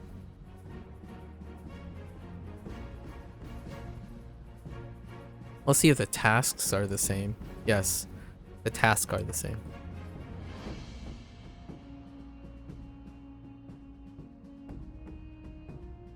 Man, some peeps are here. We have to change instances.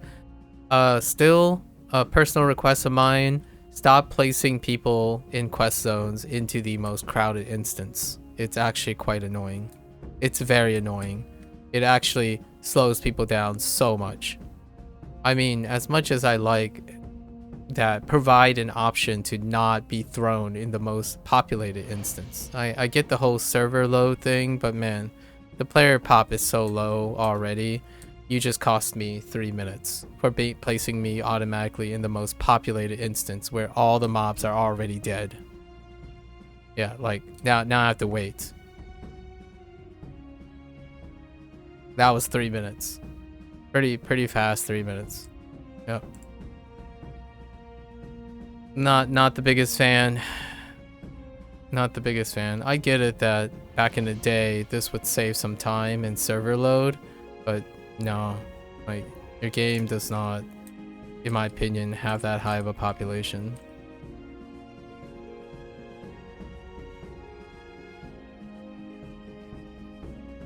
Or make kill quests, make like these type of quests proximity based.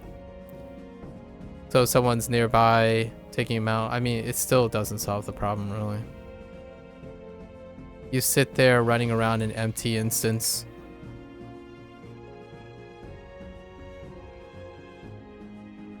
Not my favorite. You might be thinking, well, it's a, you know, it's a small inconvenience. Like, multiply that by like 100 days.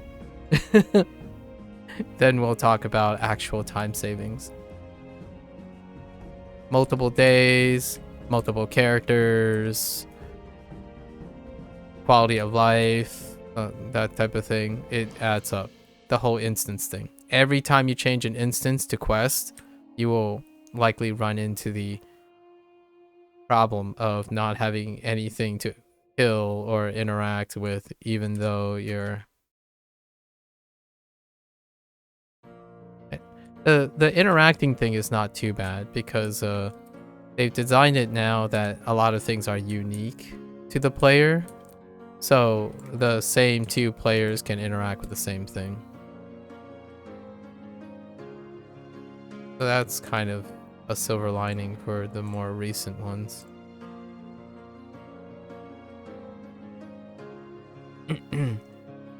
There was a time when you wanted to be in the same instance, right? But this game's culture has evolved from segregation of group content in questing versus dungeon and trials. Oftentimes the ones that are quest related tends to be solo forward. Obviously providing an option on how you join a instance, it's perfectly fine. Like for example, I don't know if this guy, so this guy is gonna clear these guys, right? I don't know if we can, let's test if you can interact with these separately. So this guy is doing the same thing I'm doing. Only that guy just got wrecked. Why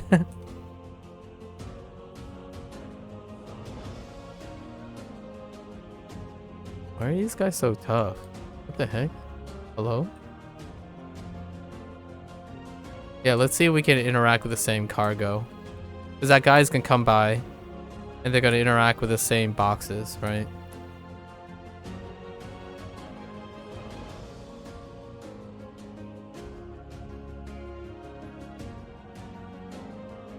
Oh, they can interact with the same boxes. It disappears on my screen.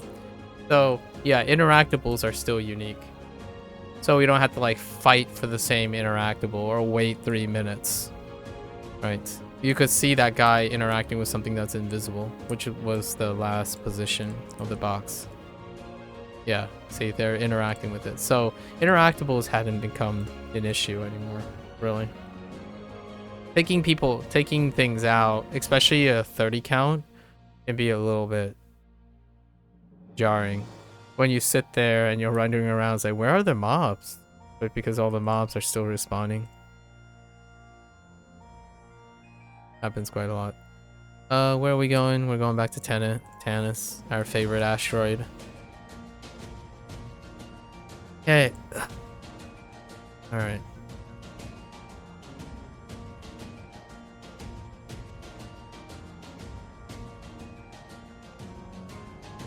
Alright. Off we go. With any luck, we'll be doing this another 2 times. I don't imagine it's random in the sense of it's semi-random.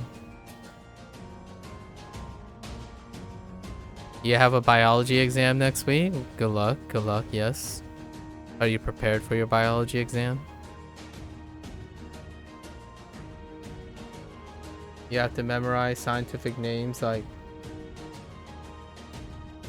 Forenza Stavia?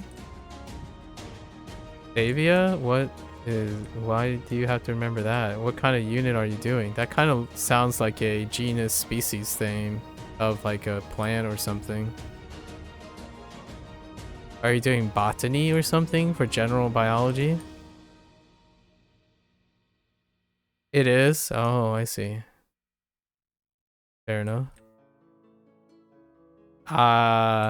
I'm not entirely sure why you need to remember that, but that sounds difficult to me as well. I would agree.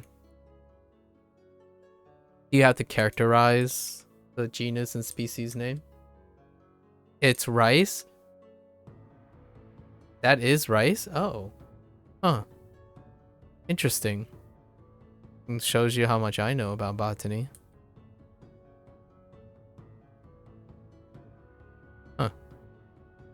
Do you need to characterize them or anything? Something that makes the name a little bit more salient? Right?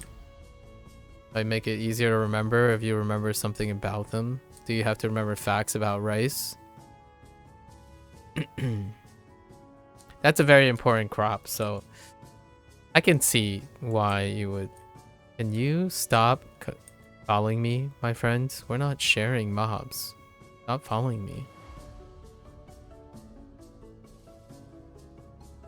Little pecker. Go and do your own thing.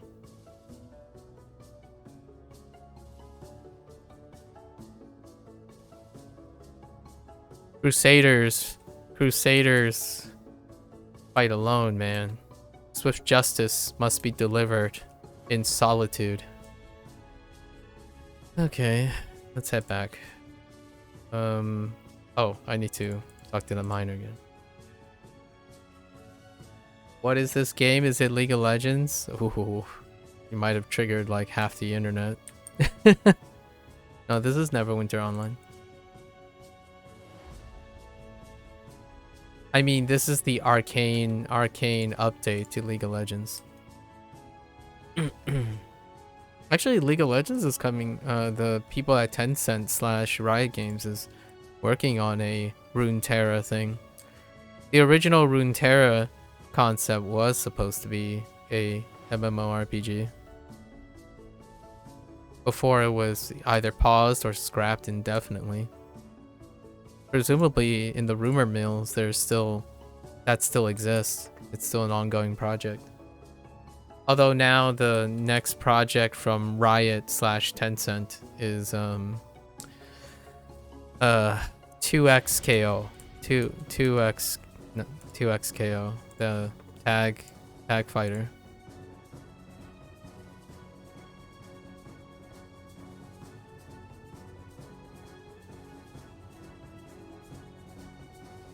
And maybe season 2 of Arcane. They're technically different branches of the whole Tencent venture. I haven't played the second one from the Battle Crashers people who made a JRPG League of Legends game. Also based in Runeterra.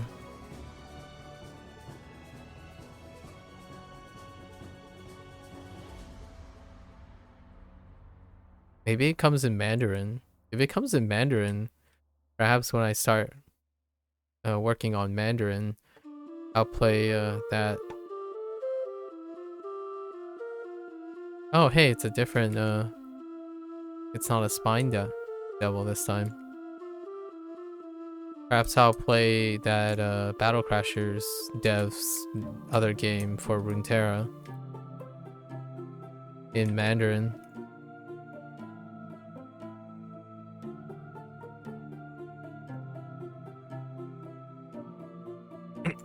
It's certainly an opportunity. Tencent is a Chinese corporation, so I imagine they also distribute things to China or in China.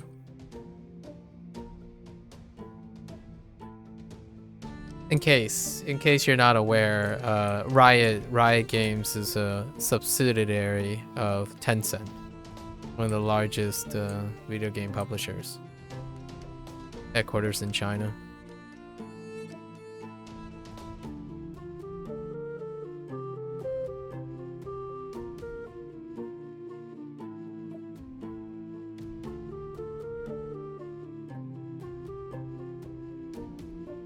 Okay.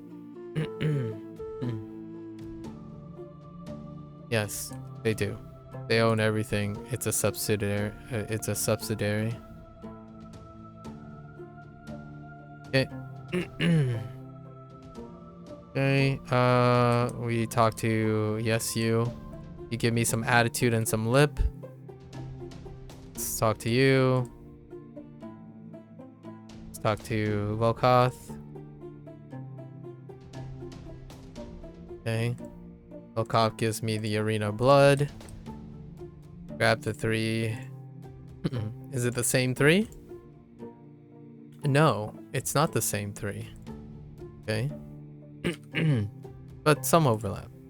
Space, okay. Heroic encounters. Okay. Oh, I accidentally hit the auto run. Okay, let's see. I want to clean up my journal a little. Okay. Let's... No heroic undertaking and base ventures. Okay. Let's go do our 5 rounds in the arena.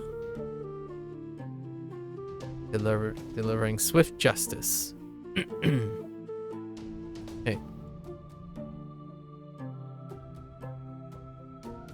Technically it says 3 rounds, but then the detail thing says 5 rounds, so you're not really quite sure if it's 3 rounds or 5 rounds. We'll just go 5 rounds. So we have demons. Swift justice. You don't care what Tencent does with your data, I just want to play games? I mean, fair enough.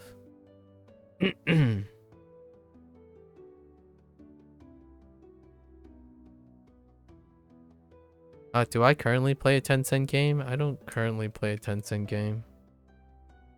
Like a IP that is owned by Tencent at the moment.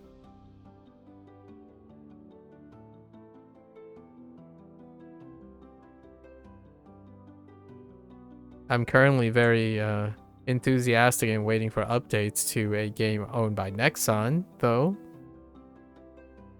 So there is a game owned by Nexon, and just so you know, Neverwinter Online is a property of the Embracer Group.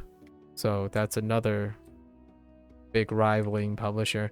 Although, because of the heavy acquisitions of Embracer Group, they're entering a time of consolidation. Cryptic Studios is technically the developer of this group, but they're being kind of combined with Deka or Deca soon. So they'll no longer go by Cryptic Studios, probably. Kind of like sort of downsizing. Embracer Group recently sold off Gearbox, or Gearbox left, or however that is sorted. So Gearbox, you know, Borderlands peeps are gone to somewhere else. I don't remember where they went. Embracer Group sold a lot of its over purchasing in the post-COVID time investment. But this game is owned by the Embracer Group.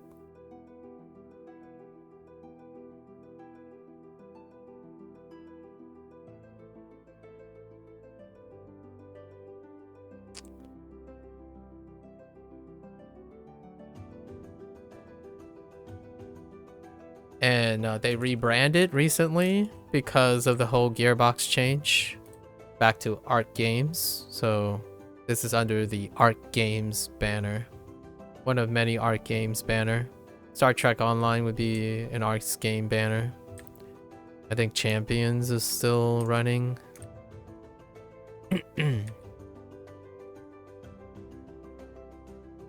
Basically all of the Gearbox publishing stuff label, which didn't last for more than a year or two. I think a year or two is removed from this game because Gearbox is no longer part of the Embracer Group, I believe. Do I prefer looks or personality? Why not both? Why need a preference?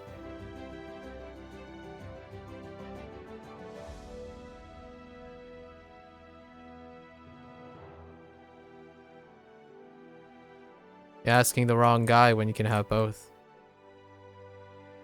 Sounds a little bit greedy, but I mean, the person is more than just looks or personality. It's both. ESO is better. I'm just a Neverwinter hater. Sorry. You're not sorry if you said that. So I'll take your opinion, but you're not sorry. That's not how that works. If you were sorry, you probably wouldn't say it in the first place. If you wanted to be fair about that. Oh, I needed to... Oh no, I exited. Oh no, I need to go back.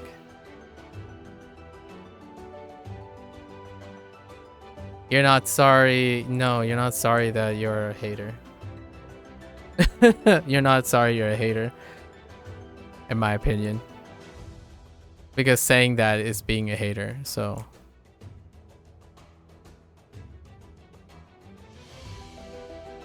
That's a little gaslighty, but... a person who shows remorse about hating would not use that type of language so openly.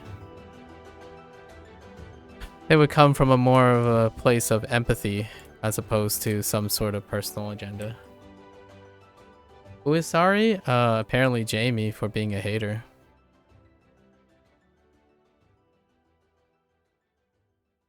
Funny how you made that distinction, only to make it into an ad hominem argument. I was giving you the fact that you're not a hater, but you just wanted to make the comment. Well, let's say you have 0 impulse control. That sounds like a hater to me. I mean, I respect that. You don't have any... Being genuine about things is being genuine about things. Platitudes make you seem less genuine, Jamie. So, if you hate Neverwinter and like ESO, you're naturally a hater. You bring another product down in order to elevate your position. So, if you want to be different, then I would probably tell you you can be different if you wanted. But the way you vocalize things, you are a hater. And I already know that because the way we talk about language and stuff, it's the same thing. There's nothing wrong with that. You're not hurting anyone for having preferences. At least for now. You're not hurting me anyways for having preferences. Lots of your comments are incredibly polarizing. Like for example, when we were talking about fake Chinese food and fake names, I offered a hypothetical. If a basketball player learns basketball from outside of the basketball's origin, would that be considered fake basketball? And you said yes. Whether it's jokingly or not, that's zero impulse control, and that also shows that you're incredibly polarizing. You did say yes. I did review that video, by the way. No, you didn't say the fake Chinese thing. That was the other guy. But then when I made a hypothetical, you said yes in all caps. Did a basketball thing, not the fake Chinese thing. So I have a very high recollection of things. So it's not a bad thing, right? It's not a bad thing. You happen to be someone who has very strong feelings about things. And I respect that. But it also means I won't share my opinions around you. So understand that is probably a mutual understanding, right? It's just to be level ground. I probably won't share a lot of strong opinions around you because as a person who doesn't have strong opinions, I typically want to stray away from sharing anything with someone who has very strong opinions. It's only to be compassionate about your feelings about things. So perhaps if you like ESO so much, my recommendation would be to go and watch someone who plays ESO while I do my Neverwinter online bit, and then come back when I'm not doing my Neverwinter online bit, I suppose. Although I have a suspicion that you have something against Duolingo as well. So there's that. It's best to discuss these things in advance. You don't have anything against Duolingo? Oh, that's reassuring. I'll take that as a silver lining for myself. Like, I'm very straightforward. I try to be straightforward with people who are straightforward. You let people do them as far as language learning goes. I just don't use it. Fair enough. Fair enough. That would make you not a Duolingo hater, but would still make you a Neverwinter hater. Whether you're sorry or not about it. I don't think you need to be sorry about not liking liking ESO better. So therefore it somehow makes you a Neverwinter hater. My question probably was why not both, but you know, I'm a both kind of guy. Although I don't play ESO, so I don't have time for ESO. I can't really answer about my opinions about ESO. I don't have enough experience. Usually most of my opinions are based on experience. Long-standing experience, of course. Much like Duolingo. My counter-arguments to people who have criticisms of Duolingo is that they have to be aware of the 2024 Duolingo in Japanese courses.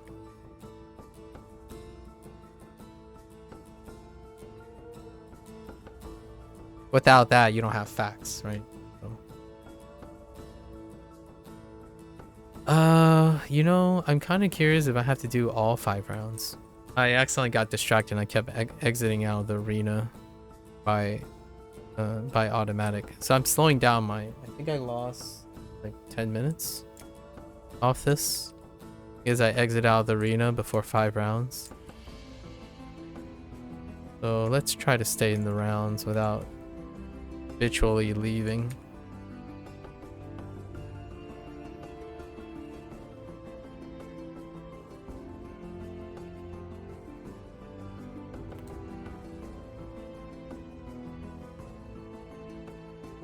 I kind of lost 30 minutes there.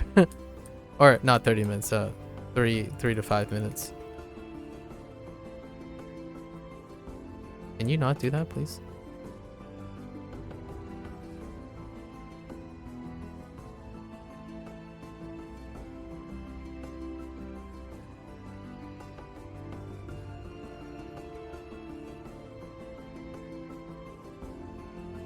What was that saying? The idiom haters are going to hate? I'm perfectly behind that, actually. If you're not hurting another person's feelings, sure, go for it. It's gonna be very hard to hurt my feelings. So I'm all for your genuine responses. I'm not as receptive to people who say one thing and behave a different thing because I treat words very importantly. I take words very seriously. So if you hate something, apologizing for hating it would be saying one thing and doing another.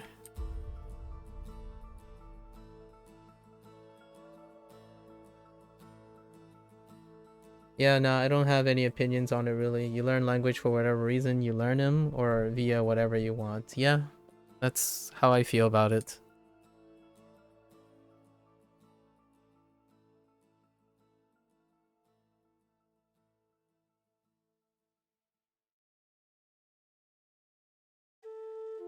I think you already shared what you used to learn Japanese, right? Sometime earlier. Flashcard. Flashcard book guy. Fair enough. Solid choice. Solid choice.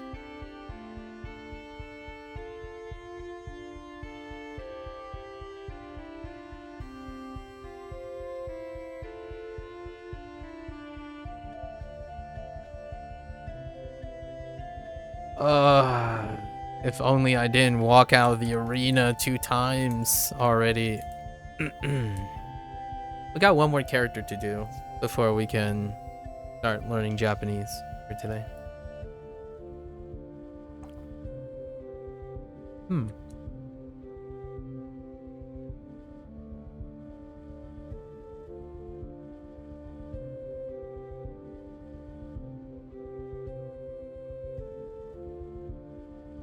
Is it worth mentioning that while both Elder Scrolls universe and the D&D universe are both Western fantasies, much like the nuances of the different Asian languages, they are not they're not the same thing.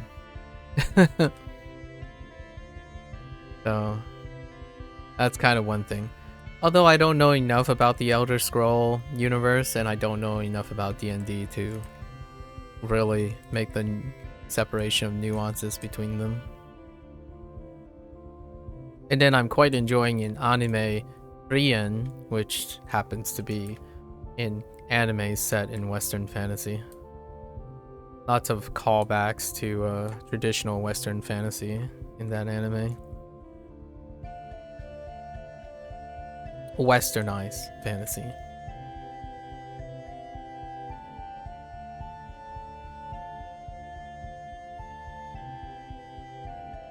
Speaking of an old school MMO, Lord of the Rings Online, I saw that got another update recently. I think that's probably arguably even older. The Tolkien universe. It would be quite a disservice to generalize their universes. At the beginning of this, I talked about the trifecta, right? The three current old guards of the Western fantasy genre. That would be Blizzard Entertainment, Games Workshop, and D&D, not Elder Scroll. So, although Bethesda does make a very, very strong case for the secondary universe.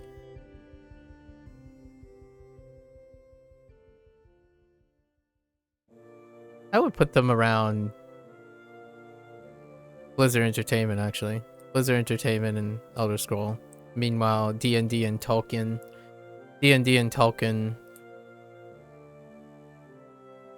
And Games Workshop built up the old banner guard for Western fantasy.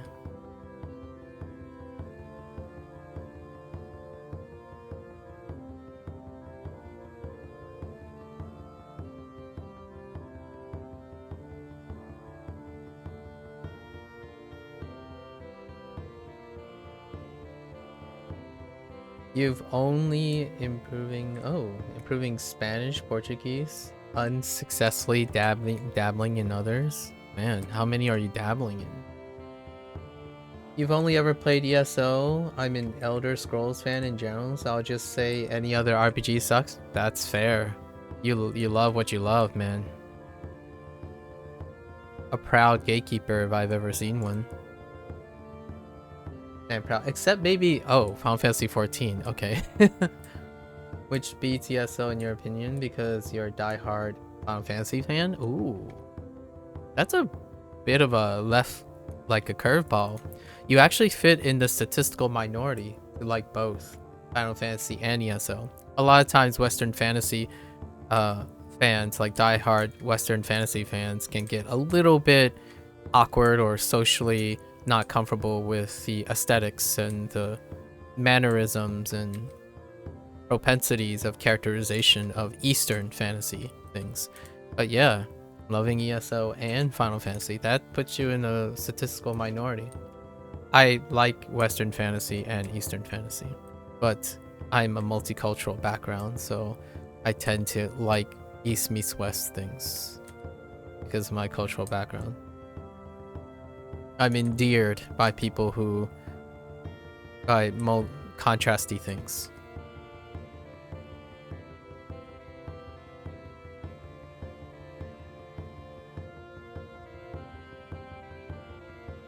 Definitely a Final Fantasy fan, for sure. What would the word I be using? Non-exclusive Final Fantasy fan. The last Elder Scroll game I played was Morrowind.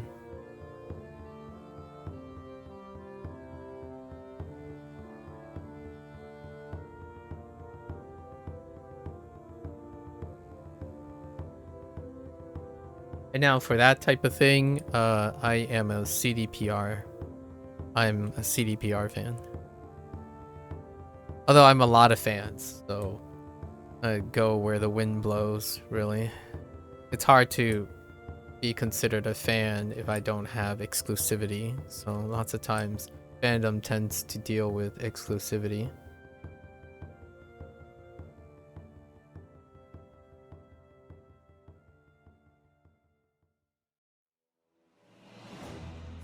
It's a fine line between a gatekeeping fan and a promiscuous fan, I suppose.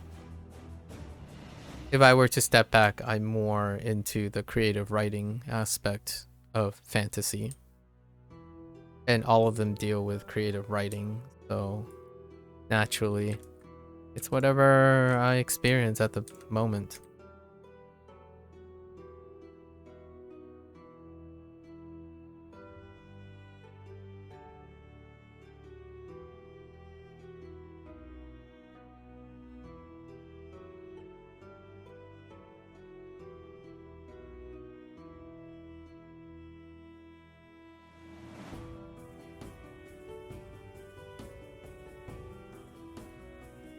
Counterintuitively, though, if I ever meet someone that strongly gatekeeps, I'm more than inclined to be interested in the thing that they like.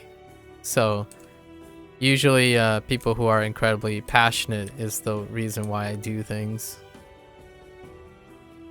Neverwinter was because of that. And then here I am, like 10-year tenure, I suppose. Oath was the same way.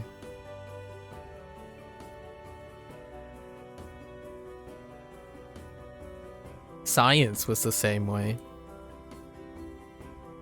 Japanese as the first language choice in my adulthood was the same way.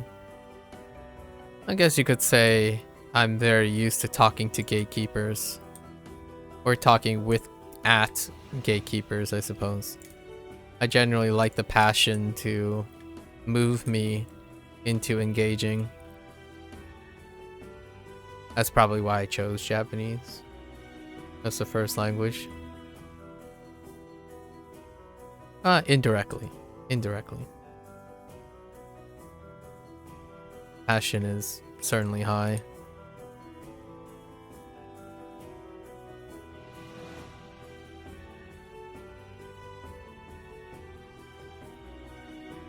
Oh, trust me, there are no shortage of gatekeepers on Neverwinter Online. Did I have any alternative choices? Mandarin and Spanish.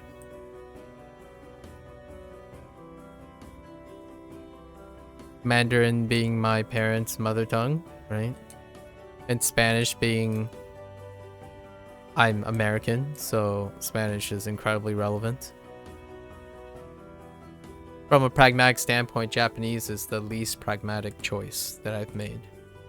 But it's due to the incredible passion. Due to the incredible passion that made me choose Japanese. Like, if I consume a lot of other languages. Quite vigorously, actually. It's not just anime and all the likes.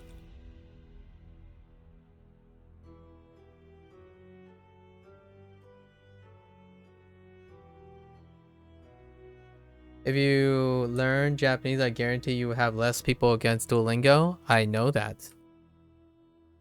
Yep, I'm aware of that, actually. Very much aware of that. If you pick any language that has a bigger non-native population, they statistically behave corollary to being more welcoming. That's largely what leads. It's like the chicken or the egg thing. The larger non-native population is illustrated by a greater understanding of language learning. English happens to be the biggest, right? But I don't get to learn English since I'm a native English speaker.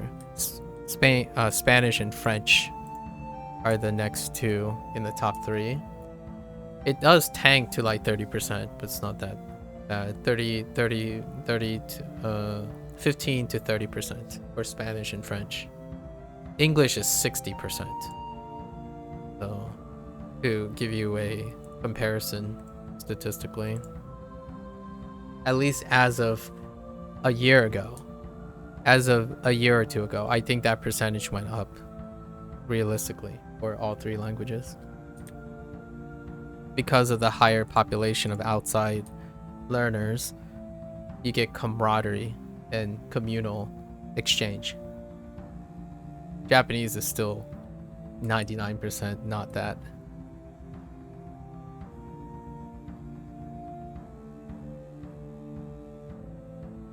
There isn't an environment, a well-established environment. And I did learn Spanish in high school and college, so I know how it feels already. It's actually quite nice. My Spanish learning was filled with a lot of warm feelings already. That's why I chose it last. It's going to be after Mandarin. I'm actually going from the most uncomfortable to maybe the least uncomfortable, because I like to start off with a bang.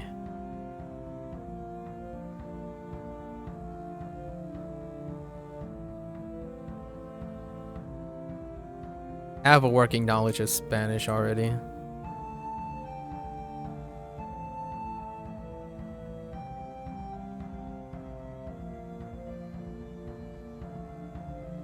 My standards for myself is a little bit higher, I suppose. I'm not here to say that I'm fluent in anything or have any reading comprehension. I don't like measuring myself. Personally, I tend to err on the side of, if the other person knows more than me, then I usually respect that. I don't really play the measuring game. I tend to err on the side of incompetence and then see what the person I'm talking to has to offer in terms of wisdom. Then if they ask, then I will share, I suppose.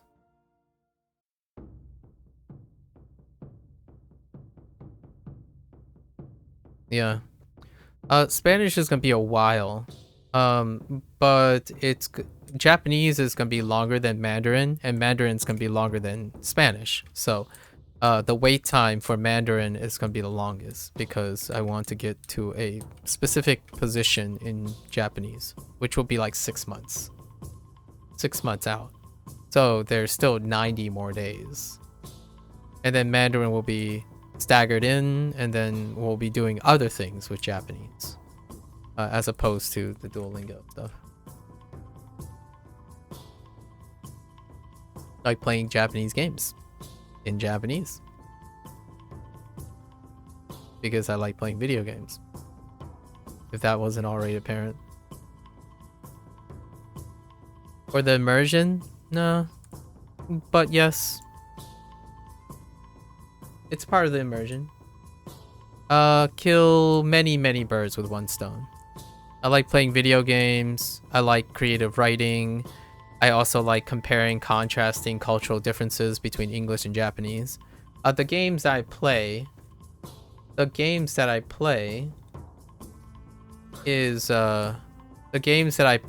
are in both. They tend to be in both. So there will be an English playthrough and a Japanese playthrough. Because I like comparing the cultural differences. Especially if they have audio performances. Voice performances vary incredibly differently between English and Japanese. Especially the game series that I like, they actually make it so that they embrace the differences. Characters actually change quite a lot from the vocal performances. They hire actors that are effective in both, they don't hire same actors that are effective in both English and Japanese. They hire people who are effective in English and people who are effective in Japanese. And I would love to occasionally they have some that are bilingual, but they still don't reprise both roles. So it's kind of an opportunity to compare and contrast between cultural differences. Voice acting does change between the culture and the language that they primarily use. So, all of the above. It's largely not about one language, but about all of them. So I do play some Spanish games, and I do watch some Spanish programming. And the Spanish varies. Sometimes it's Spain, located in Spain, with one or two dialects of Spain, like in Spain, or occasionally there's Latina, Hispanic programming. And naturally, Hispanic programming and representation happens in the United States locations. And I do watch Chinese productions. Actually, Chinese animation is kind of trending up. So, the last one I watched that was in Mandarin was King's Avatar, which, sure enough, was about gaming when it was about esports. Yeah, so I did watch that in Mandarin. Obviously, it was kind of nice to hear something coming out of China.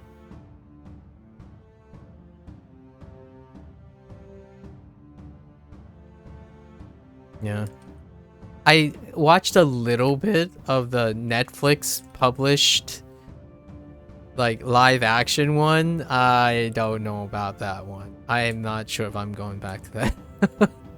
I do love animation too, so I watch live action and stuff as well. And all the other versions. Yeah, the live action one was it kind of made me smile, but in a really weird, cringy way. Konnichiwa. Hello. Konnichiwa. Genki desu ka?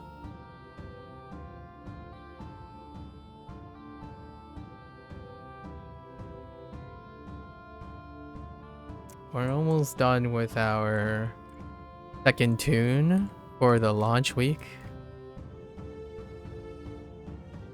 And I'll have some closing thoughts regarding launch week tune. Tune experience for week 1.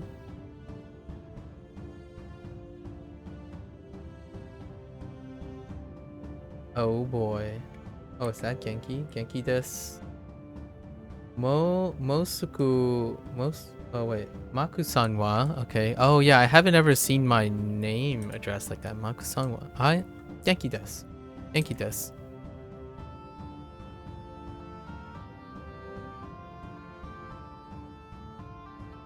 We're doing a little bit of Neverwinter upkeep today.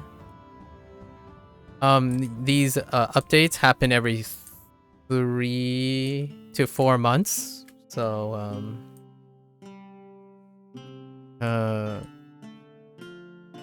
we do this once a week. So they reset once a week. So from now on, launch day is on Tuesday. So this is Tuesday for me. And then every Monday, I'll be doing a refresh of this for 10 weeks. So there'll be 10 streams where this will be first.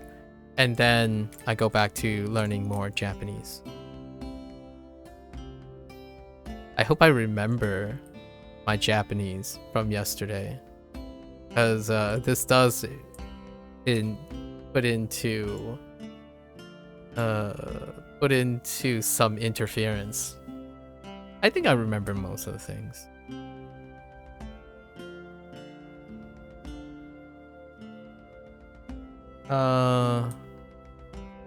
Dong was? Dong... If so, watch Soul Land. I have not. I was gonna watch Kingdoms. Wait, is Kingdoms... Kingdoms is Chinese, right? I was gonna watch Kingdoms next. I did not watch that one. That show, Jamie. But wasn't Kingdoms also the one that's running really, really long? Or am I being a butthead and that's actually anime? Yeah, I've been... there's one that... that might be the one that I saw on the list. So there's a chance I'll make time for that show.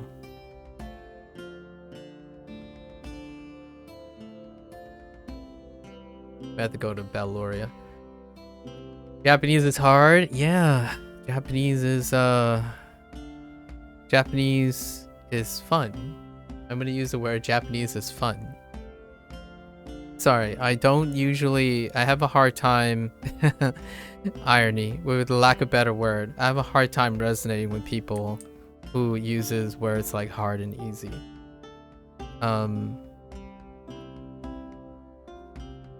Japanese is a way of life. That sounded so cliche. Learning language is a lifestyle choice, so I don't often say a lifestyle choice is hard or easy. It's kind of like the air I breathe. You do it, and you continue to do it. It might not be the most exciting response to resonate with someone, but as far as I know, from now on, Japanese is part of my lifestyle. So whether it's hard or not, I'll find something to really love about it and cherish it. At least my experiences with Japanese. Who knows? One day I will make everyone cringe by combining English and Japanese here and there, you know? Like, yeah. Genki right now.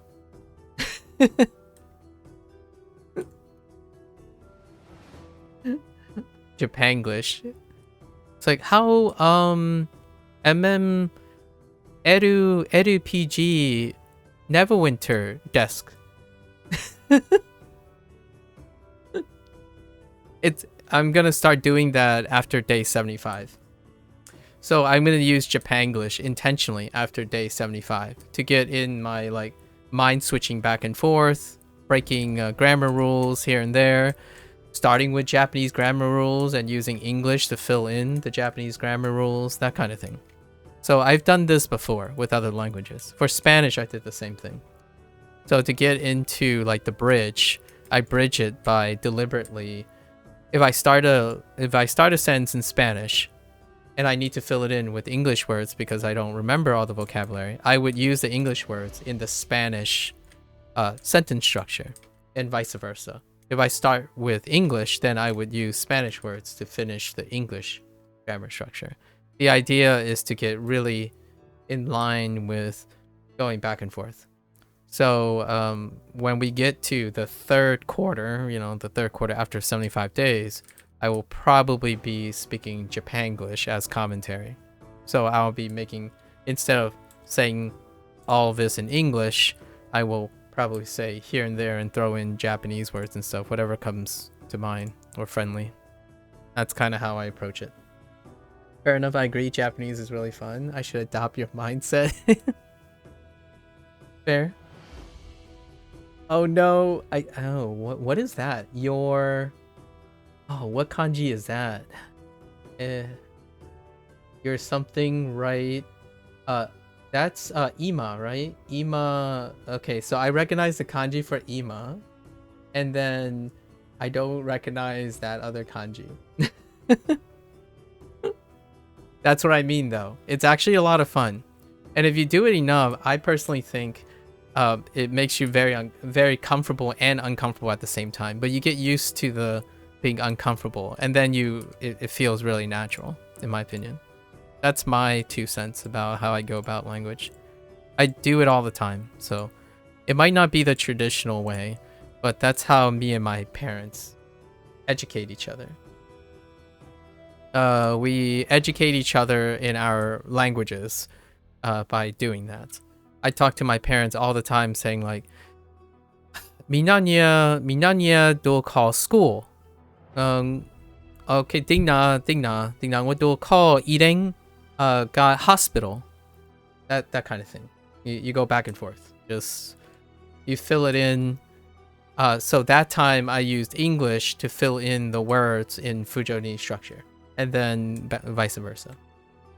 Oh, the other one is what I as in know. Okay, is that to know or to understand? It's to understand, right? I haven't gotten what I yet. Omoshiroi desu ne. Yes, see. Sorry, I just said yes in Spanish. I was thinking Spanish for a moment, and then I meant to say hi, and I said sí. Sorry, my bad. Yes, that is it. Hi, so. Do you think the people who think languages are hard think that way because some languages may be more complex grammatically? I think so. I want to say that is the case because they are looking at the language as an entire volume of things they need to do, in my opinion. And then because of that large volume, it becomes daunting. So I want to encourage people to not think of it as a gigantic volume, but more of a day-to-day thing. So when I say I don't resonate with hard or easy, I try to give an example of a lifestyle thing that makes it focus on the here and now, the day after day. So oftentimes I suggest things that deal with doing it day by day, like mixing the words together, mixing your double languages together, so that you wouldn't focus on the large volume of things.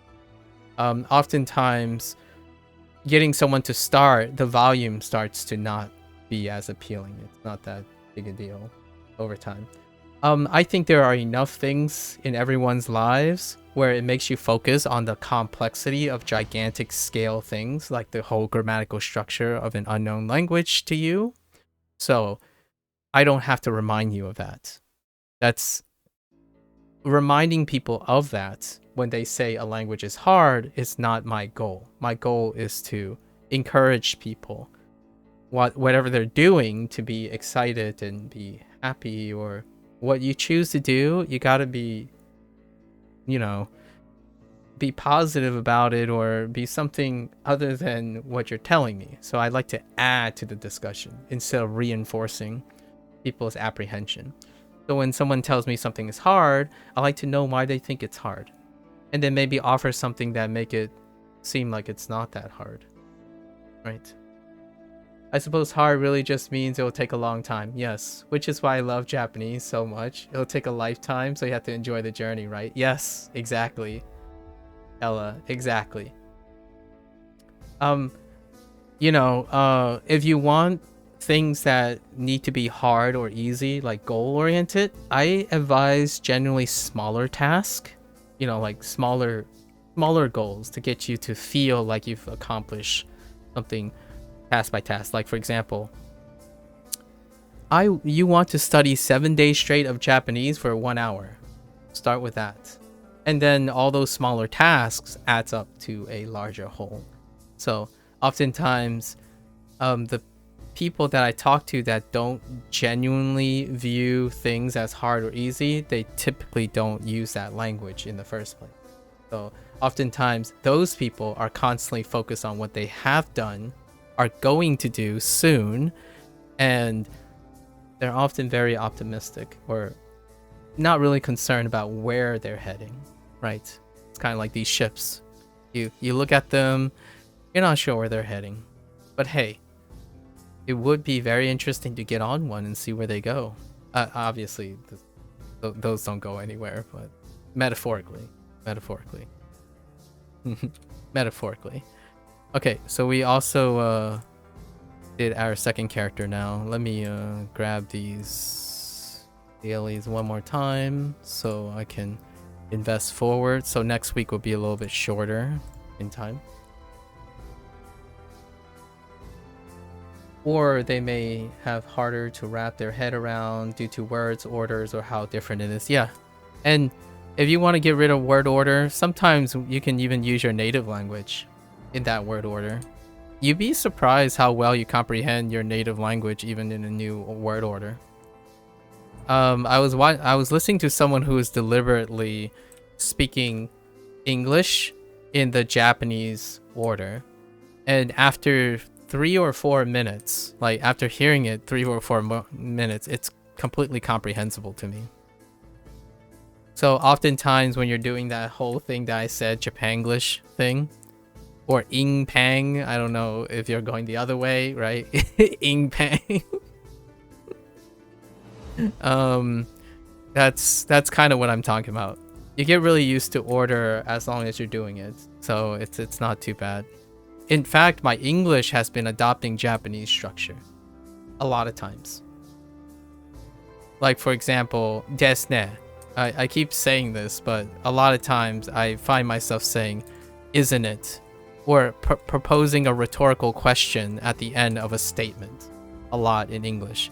Even the mannerisms can carry. And in the long run, I say desu ne or ne at the end of phrases a lot. Only in English, but I'm thinking Japanese. I was shocked that I said C in response, but C was Spanish. I was trying to think of a Spanish example, like a Spanglish example, and then I accidentally responded to Ellie with C as opposed to height. Height. Yeah, you run into that too, Ella? Yeah. I like hear it. I prominently hear it. It's like, yo, this is pretty cool, right? Isn't it? This is a little suspicious. Isn't it? I'm like, wait a minute. I don't do that in English. It's like, I do now. I definitely do that now.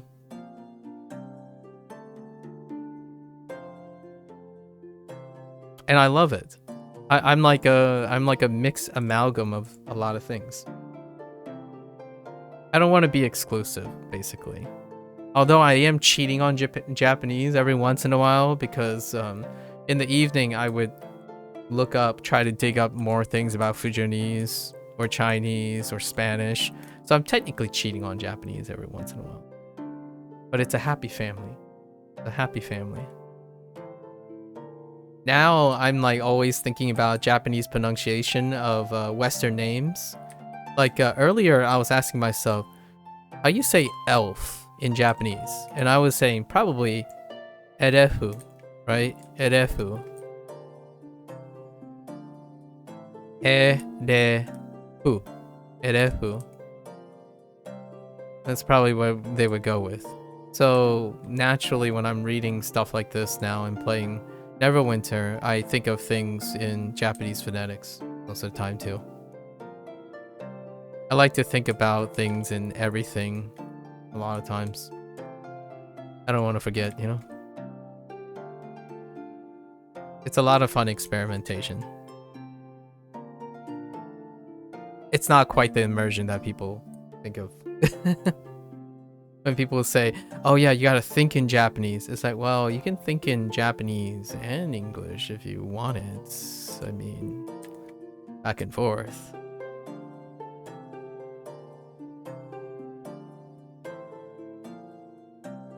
Like, ¿dónde está?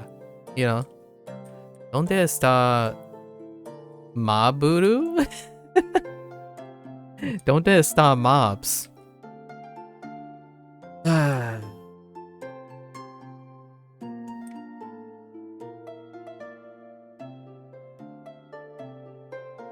I don't even know how to, I don't even know how to say, I wouldn't want to know how to say kill in Spanish, but defeat? I don't know how to say defeat either in Spanish.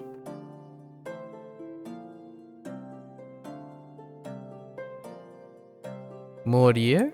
Nah, that's dying probably.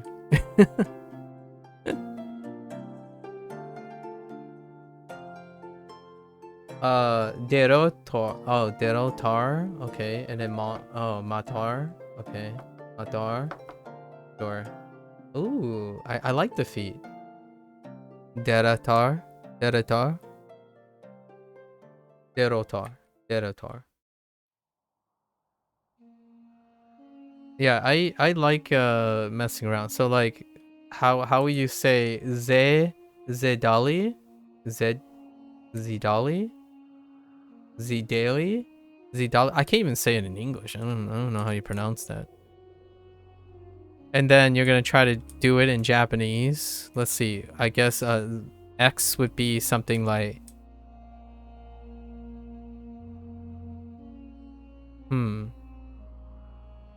Ze. Yeah, Ze. So you just go with Ze. Zedari. Zedari. Or Zedari. Zedari. Probably extend the A, the A in Da over the LL. Or you can say Zedare. Zedare. Zedari. Zedari with a T. And skip over the double L's. And in Spanish, you'd be like Zedai. Zedai. Sedai. Sedai. Sedai. Yeah, Sedai. With the E. Something like that. Mess around. Because there's a double L.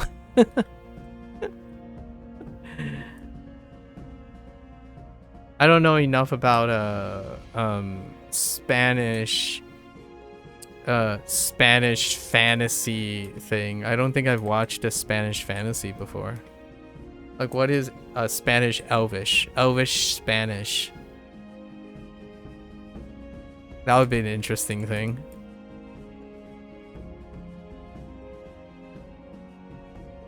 I mean, Elvish itself constitutes a pseudo language, right?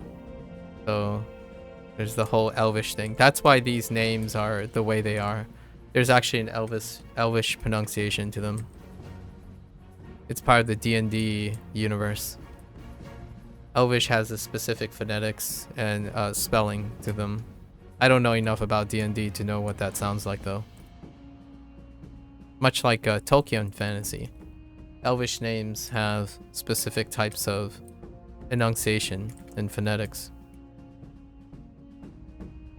Not much fantasy content made in Spanish. Lots of it is just translated from English. Yeah, I would love to hear what a Spanish, like a homegrown Spanish Western fantasy would be like. Obviously, the Japanese ones use a lot of katakana, so they end up being the Japanese English versions. When I have enough of that experience to appreciate katakana. At this point, there's so many interesting questions to be asked now while playing Neverwinter. I can't help but think about the context of Japanese, and this game is not friendly to Eastern regions. It's only EU and NA, so I don't get to see like other languages in the Asian persuasion. All right, so we're switching to our third tune. That took us a little bit longer because I accidentally made some counterproductive moves. That took me an hour. What? Oh no, we need to be a little faster than that. I underestimated how long it would take.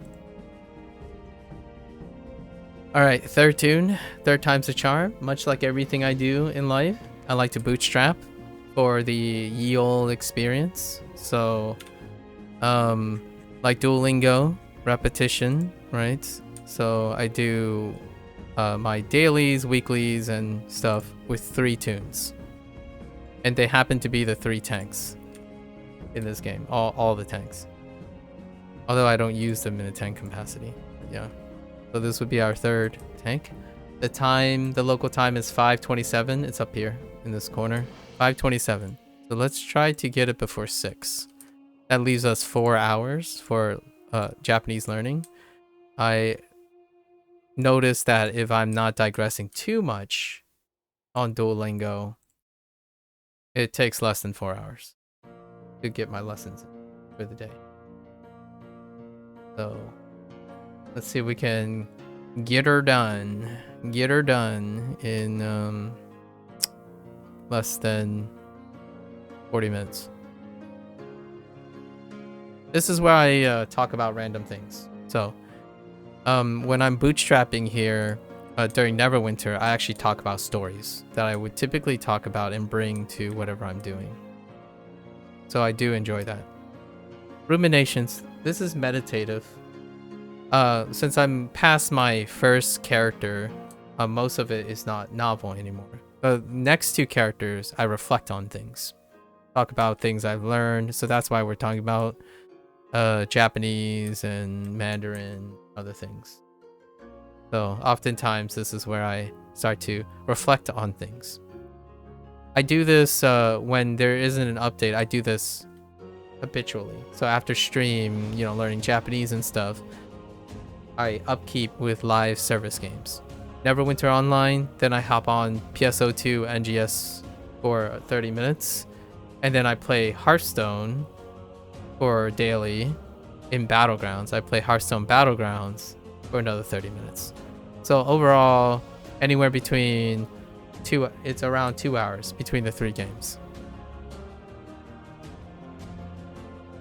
And then I read a lot of news and stuff. Try to look for inspirations for tomorrow. I'm always preparing for tomorrow. Looking for little comments, things. It helps me keep my mind active. Am I a big RPG fan as games go? Can you be a little bit more specific about RPG? RPG is really big now. It's like trending so hard right now. So do you have anything that can narrow it down? Otherwise, I will probably just rattle off RPGs. If that's what you desire. Or like what you were aiming for. So typically, I focus on whatever I'm doing. So I'll travel backwards in time. Fantasy MMORPGs. This is the only fantasy MMORPG that I play currently.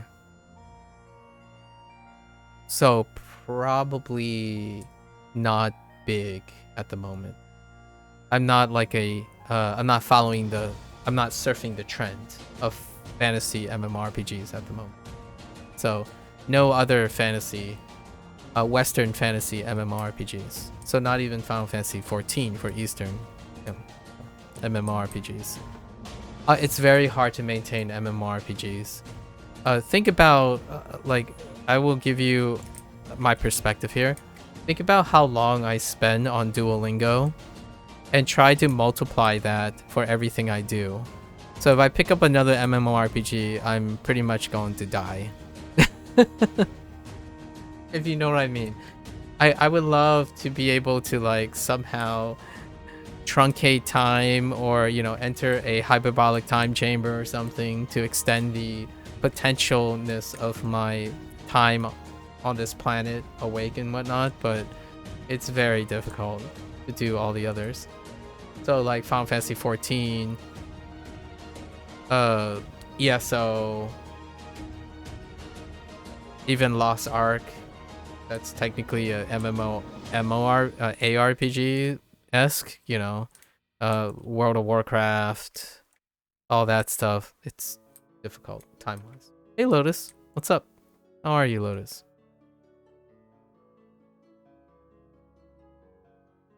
My commitment, my bottom line on participating in activity is really high. Yeah, not enough hours in a day. Like, I would love to play ESO, Jamie. I would totally love to play ESO. The threshold for me playing Neverwinter is because it takes a very little amount of time. It's supposed to be meditative, right? And what you're seeing here is underrepresented by what I typically do in Neverwinter. It's silence, it's pure, it's fast, and I'm usually watching a movie or reading a book or something. I actually don't look at my screen most of the time. I have to look at my screen now because I don't know where things are yet because it's the news things. So the times I record, I'm always in a place of new environment. Every time I'm streaming something, you'll get the impression that I don't know what I'm doing because it's usually the first of. However, when the stream goes off, I'm usually doing things that I don't even bother looking at the screen. It's for meditation purposes. So if I had to jump into like ESO, something's gonna have to give. Japanese might have to give. Something has to give. So it's very difficult until I find enough competence. One day though, one day I'll bring Japanese to this game. As in, I'll do commentary in Japanese. Or Japanglish, at minimum. Japanglish. That's kind of the goal. I want to... It takes like 6 months to a year's time to do something enough that I find some weird way to integrate the stuff in every single day.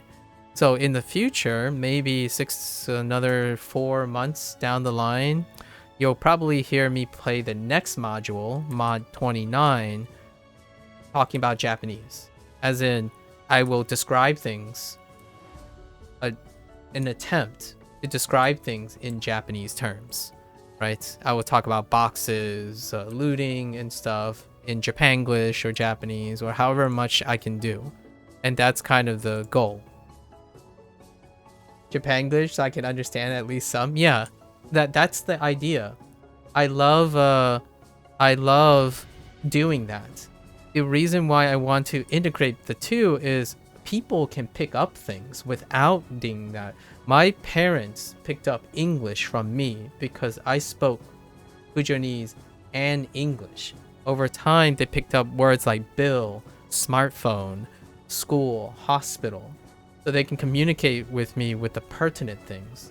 So they no longer go, it becomes a habit by hearing it associated with each other. Whenever my parents know how to say, I'm going to somewhere, because every time I say I'm going to somewhere, I put an English location. So they know that in the future when they hear like hospital, they kind of know the phrase I'm going to, or we go to hospital kind of thing. Yeah, like comprehensible input. Yeah, you get used to associating words. Kind of like memes. You know, Bing chilling, Pepega, Pepe, Monka S. You get used to it, and you effectively become, in essence, be able to, you know, kind of masquerade casually through the association of patterns. So I do believe that even casually, you can understand the essence of things if I remove half the English words. So in a sentence, if I remove half the English words and put them in Japanese, you will probably still know the sentence. There will be enough context clues to even guess at what the Japanese words are, vice versa. So oftentimes I learn almost 99% of my Fujonese because it's not taught when my parents do that. So over time, I collected all the Fujonese and put them together. So some days I'll have like Japanese for benkyou shimasu, but I'll say English o benkyou shimasu or something. Something like that. And then another day I'll say like ego o study, or I study ego. And at some point you'll put them together, like the puzzle pieces will come together and you can create it. Also, Child of Light is another great meditative game. I played Child of Light when it first launched. It's one of those few. I'm upset. Children of Light, sorry. Oh wait, Sky Children. Oh no, never mind. Just kidding. Just kidding. Not another. That's not the game I'm talking about. That's a coincidence. I don't know about Sky Children of Light, Ella, but there was a Ubisoft game from a one-time developer. It's called The Child of Light. And that game, oof, it was like a Western attempt at a JRPG, but the art style was fantastic. I don't know. It was a very low-key game as well. It wasn't about music, but it was about grief. It was about grief and death told through a fantasy. I like grief, death told through like children's eyes. So sorry folks. I know that sounds a little depressing, but I like games like Omori. I was just talking about this yesterday with someone else, like Omori and To the Moon and stuff. So yeah, the girl with red hair game. Yes, the girl with flowing red hair. She's in a fairy tale, but she's actually dead. So that kind of game. And you can also say like Ni no Kuni, right? Ni no Kuni, the Ghibli game with level 5. That's also technically, you can view it as death, right? Because you're passing on. It's like an isekai thing. You know, like isekai does that too. Like you pass on to another world through death. And it represents like the fantasy world as what the life of that person could be. You know, the kid's life could have been this, right? It's a second chance at a full life. So I love those types of whimsical surrealism stuff. Like there's another game called GRINDS, right? It's through that too. I enjoy that a lot. To the Moon and all Freebird's game do the same thing. Basically, a dying old man who has some grief, but they have a technology that can go into the person's mind, and in the person's mind, time is infinitely dilated, right? So you get to experience that guy's whole life, maybe even rewrite it, that kind of thing. It's a pseudo isekai as well. And then I like Frien right now, the anime, which technically is also a second life because you follow a being that is living multiple lifetimes, that kind of thing. It's sorry to go on a digression, but I love these things. But Sky Children of Light, is that a app, Ella? When you say it's a very low key and has great music, is that like a mobile game? What are we talking about in terms of meditative? Describe that to me. I'm not familiar with Sky Children of Light.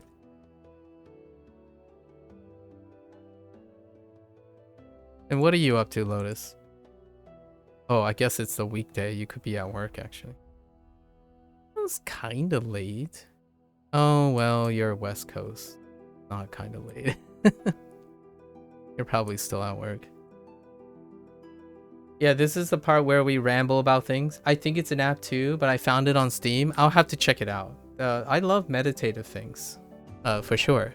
I enjoy playing. So I know this isn't as... This is going to be weird sounding. I'm energetic during stream. However, rarely do I ever play meditative games on stream.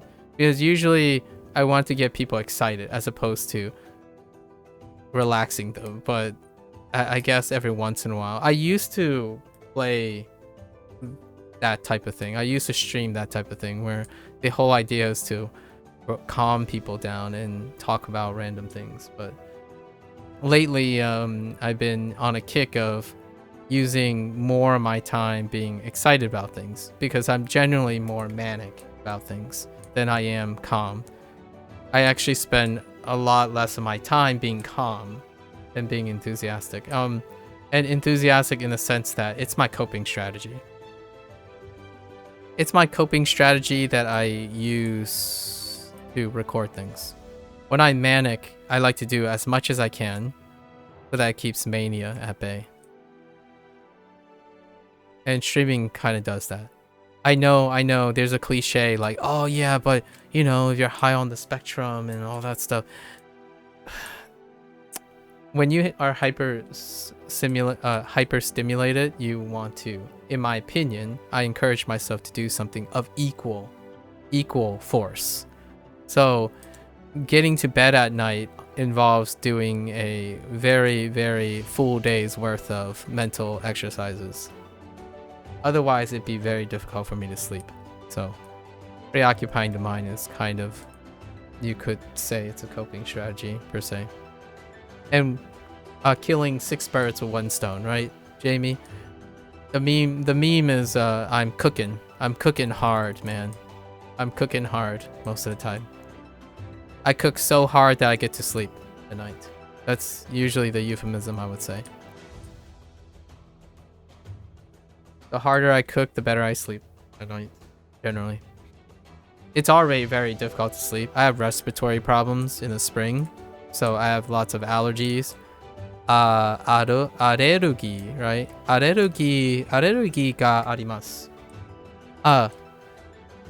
Or allergy o takusan arimasu. Daijoubu janai desu. Daijoubu janai desu. And you know, I already have to juggle with respiratory problems while sleeping. So generally speaking, during the day, I try to engage myself as much as I can so that when I get to bed, I'm incredibly exhausted. It keeps my mania at bay. I have a lot of mania. I talk about this a lot. When people talk about their minds keep racing and they can't go to bed, I have that a lot. Especially if anyone's like reading my Discord stuff, when someone mentions something, I'd be thinking about it for a long time. So lots of things to occupy my mind with. What better way to use all that excess energy than turning it into something productive, right? Turning it into something productive is how I made good use of all of this for now. I do fear that one day I will need someone, so companionship is nice. I will need someone to hold the beer, so to speak. Hold the beer.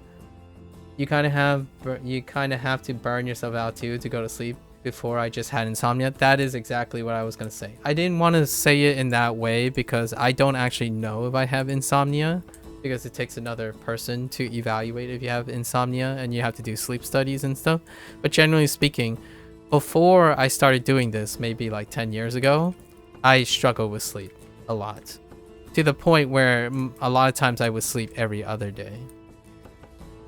So nowadays I'm trying to find ways to combat insomnia, and a lot of it does deal with, if you can manage a lifestyle around it, being hyper stimulated but in a manageable way is kind of helpful with the whole insomnia thing.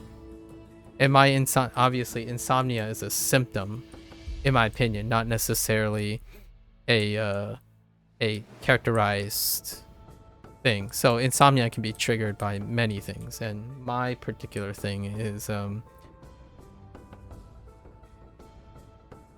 very, very active thought. Very, very active thought keeps me up. So I tend to go for the whole physical exhaustion, mental and physical exhaustion route. Which seems like we resonate on that, Jamie. Yeah. Yeah. This is the stuff I talk about when I meditatively play Neverwinter, actually. I think about it all the time. Like, what can I do tomorrow? You know?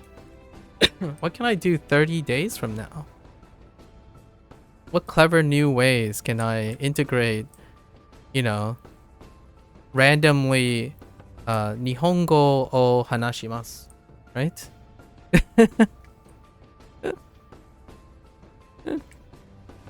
What are the things I can do?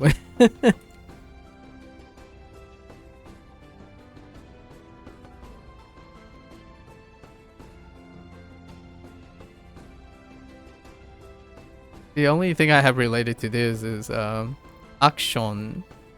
Action.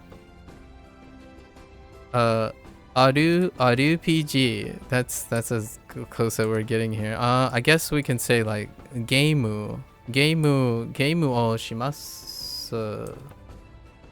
Yeah, game o shimasu.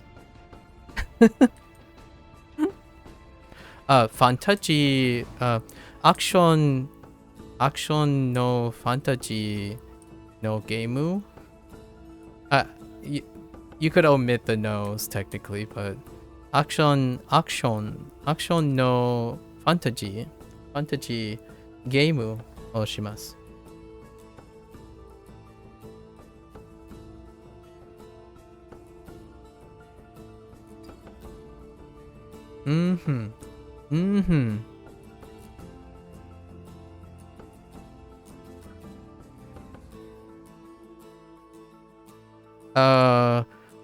Oh no, I don't know how to explain why yet, but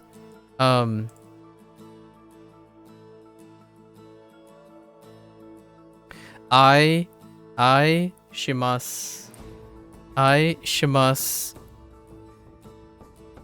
MMORPG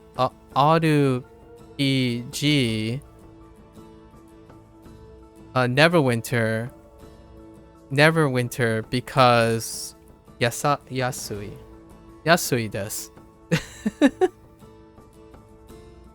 Zero en desu.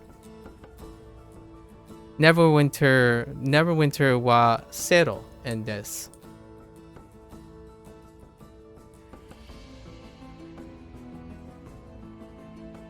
Or I could say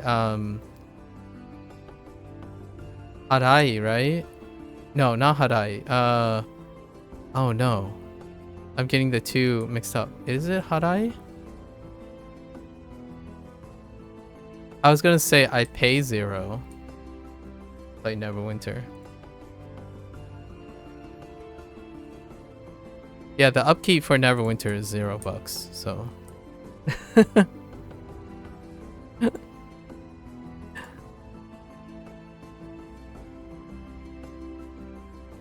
Alright, now we gotta do the 5 battles. Do you know if either of your parents have trouble sleeping or have insomnia? They do not. They sleep very well. In fact, they sleep like rocks. My mother can't sleep enough, actually. I actually think she suffers from some sleep fatigue. I ask because I have plenty of stuff that says it may or may not be hereditary, but both my parents, lots of my... Oh, yeah. Yeah, my parents are... I got the opposite problem. Most of my problems don't run in the family. So you know how like when it rains it pours kind of thing, or maybe there's some hereditary linkage, but the good news is I'm not colorblind. The good news is I'm not colorblind. It's kind of a joke because polygenic traits. By the way, my background is in genetics, so like especially like like inherited, like endogenous traits. But anyways, what you call it? I'm the tallest in my family by a substantial statistical margin, at the expense of having respiratory problems. I'm the only one in my family that have allergies. In fact, I think I'm the only one in my extended family that has some significant allergies. Lots of respiratory problems.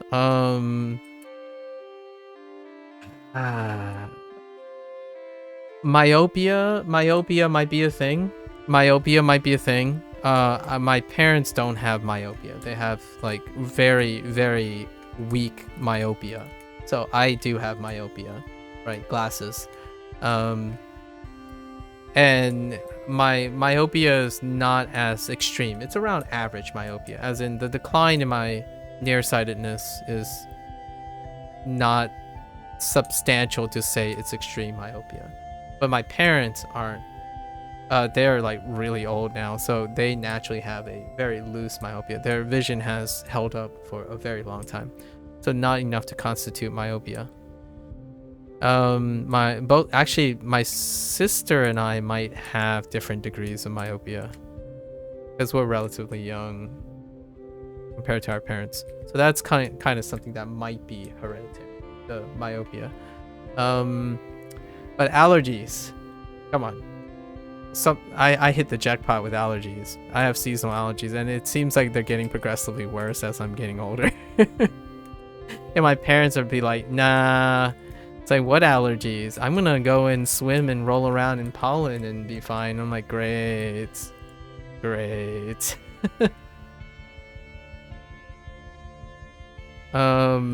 Yeah, the sleeping thing, they sleep like logs. In fact, they're so regular.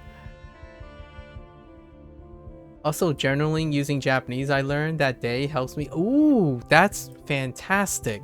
I haven't swapped over to journaling in Japanese yet.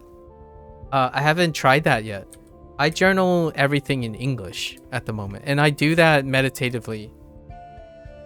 Generally, it's actually a strategy that you try to encourage a lot of people to do, some sort of record keeping, because as you're getting older, legacy building and stuff and being overwhelmed comes up a lot. So naturally, journaling is a fantastic starting point. It helps people actualize what they do each day. Maybe even make them refocus on the details lives. A lot of times the monotony and the grind of regular life can become colorless. So when you start asking them, like, just record a food journal or something, maybe something a little bit trivial so that it doesn't feel monumental to start, or a fitness journal, a thoughts journal, a quotes journal, anything that gives you like an actualization of your life so that it gives your life value. Because a lot of times when individuals who find their life bleeding of color, you know, just monochrome everything, that's usually a great harmless place to start, that it doesn't feel so overwhelming. And I haven't decided if I wanted to journal in Japanese yet. That is killing a lot of birds with one stone. Figurative birds. Sorry, birds. I practically killed the whole population of birds if it was, you know. So figurative birds, you know, killing the proverbial birds. That's a great idea. I might have to do that. I might have to journal every once in a while. Maybe I should start a new Discord channel with me journaling a phrase or two in Japanese. That would get me some typing into Japanese too, and Japanglish. We could do it with Japanglish. Like, it doesn't even have to be comprehensive. Yeah, I love journaling in English as well. Now my notebooks are full of Japanglish. Oh, that is so good. I'm gonna have to think about it. I might actually do it in my Discord channel, just to encourage other people to do so. I usually write like small blips of fitness journal things to keep people, maybe one day it'll inspire other people to feel inclined to run for like 30 days or something. It's kind of nice. The little things, you know, reminding yourself that you are doing a lot of things every day. You're living every day, folks. Please be cognizant of that. If you look out, and okay, here's one thing that I tend to talk about a bit in October when I'm drawing things. A lot of times people talk about like, oh yeah, but you know, they meet me and there's like, oh, you're drawing this month. It's like the whole month I'm drawing, right? And my first question is like, why don't you draw something? Like, why not? Join me and draw something. And the first comment would be like, nah, I'm not that imaginative, or I suck at drawing. It's like, why? Why do you think so? It's like, well, you know, you have to draw shapes and you have to draw the thing you're imagining. Like, well, you don't really have to. What colors do you see? Take a canvas and paint the colors you feel today. Paint the colors you feel now. And then change those colors. At some point, it takes shape. I did a lot of like pointism or scattered dot kind of things to show that if you can dot around the impression you get, it becomes your eyes fill in the details. So a lot of times when I ask someone, it's like, why can't you draw? Like, why can't you paint something? You see things all the time. Have you stopped to take in that stuff, right? Have you stopped taking in the details around your life? Because even something as, oh, I'm about to bite the bullet here. Even when it's just a shade of color, you believe me, it does wonders when you can recall colors. I love Inktober. In a way, dueling is another form of journaling. Yep, journaling your thoughts. What inspires you for the day? You know, what inspires you for the day? What's on your mind? It captures. It's a snapshot. So yeah.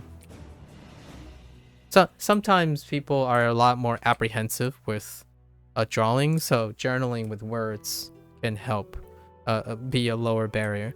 But that's why the cliche of like, hey, let's just draw something, right? That used to be the whole like touchy-feely kind of gateway, your gateway stereotype of like therapy. Oh no! Oh no! Oh no! No! Oh. That's fine. I've got to change. It's fine. Wait. Oh, no, I already finished. Okay. I only needed one round. Whoops. Wait. Oh, no, I don't need one round. Wait. Did I not finish this? Sorry, I lost track of where I was. Oh, okay, no. Alright. Hang on, let me grab a different item here. Okay. Alright. Yeah. So tune in on October because we're gonna do Japanese drawings. Or like Japanese inspired like kanji prompt drawing things. Come on, you gotta cook. Gotta cook. Cook everything. By the time October rolls around, I probably won't have any Mandarin in yet. So we won't make like a Chinese-Japanese fusion art or something.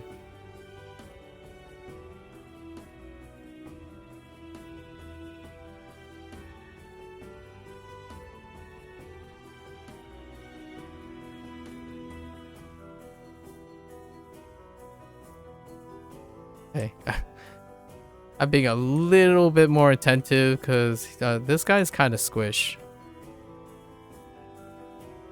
Just a little bit squishy.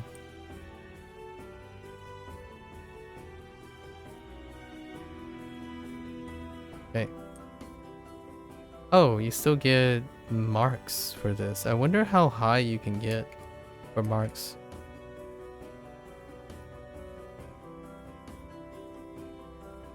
Oh, I forgot. Lottery.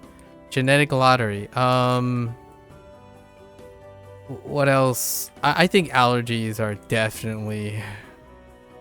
I can do without the allergies. I don't know about comprehension.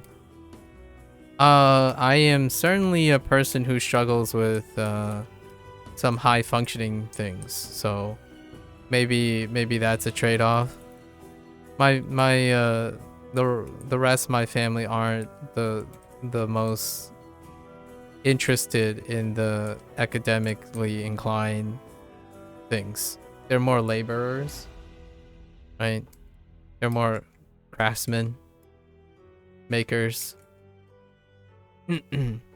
Don't know.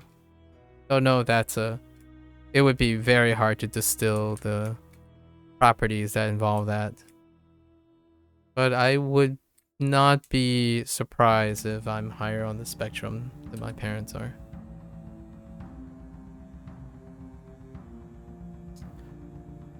At one point you did pixel art of Link, but filled every pixel with a random kanji in a specific color. Whoa. Okay, I wasn't gonna go that hardcore. You went a little hardcore there. I was gonna start with a kanji and then convert it into a image, but man, that's hardcore. That's pretty sweet though. I love it. That's a great idea. I'll have to do one in honor of your idea. Last year for Inktober, I tried to do an art study for every single prompt. Although that then immediately fell into I'm just gonna use Hayao Miyazaki as an inspiration for like half the things. And then my theme was I made everything into a red panda theme. So some way around, it has to have some sort of color scheme or some sort of motif related to a red panda. That was last with a different art style, or try to capture it on an amateurish level, the essence of the art style. I did like a Japanese ink painting one. I really like the Japanese ink painting ones though. I liked it so much I did at least 2 of them.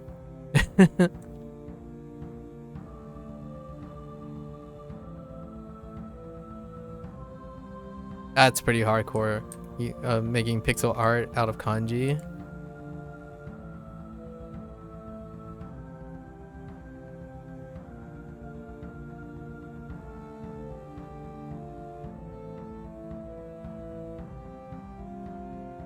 My red panda inspired ink painting, Japanese ink painting, was I took Shin Godzilla, Shin Godzilla's like a movie poster, and then converted it into a red panda. Yeah, it's just typical like draped mountaintops, cloud cover, kind of off-white canvas, pseudo off-white canvas, put some texture on it. I tried to digitally create it, and it worked out pretty well, right?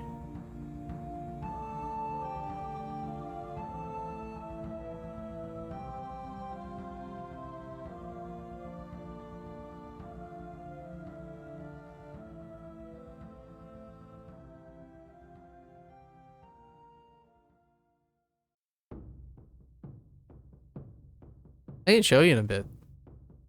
I can bring it up.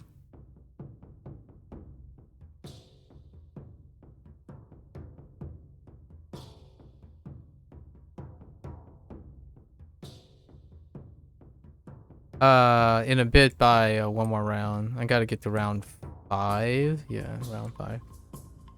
This hecking guy, how did that miss? Dude, this guy's hitbox is very tiny. Like the body, look at the little bottom hitbox indicator. It's so gigantic, but it has such a small hitbox.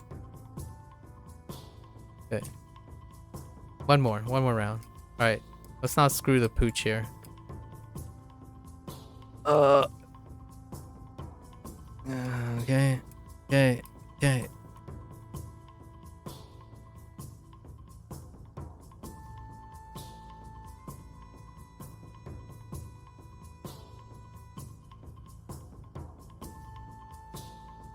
That hurt.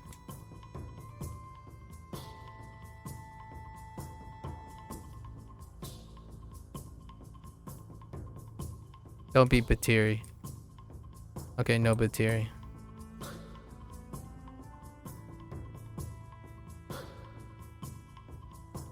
Okay.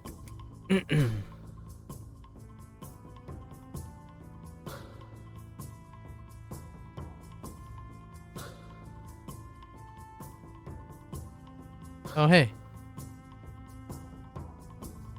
Scarecrow.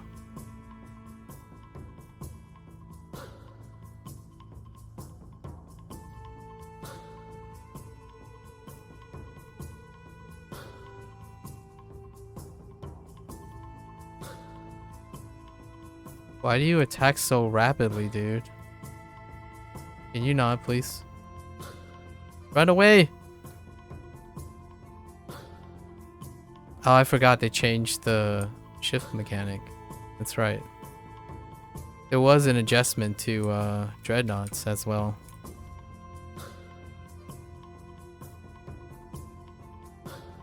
Shows you how often I DPS.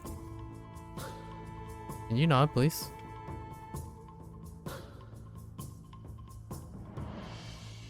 How did that miss? Oh yeah, they removed... Oh, I don't know. They removed the auto-targeting of Anvil. I don't think they did. Alright, time to peace out. Yeah, let me show you. I can bring it up.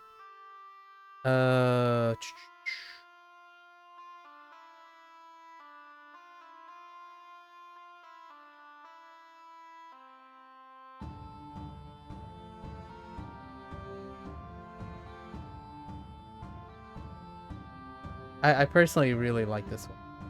So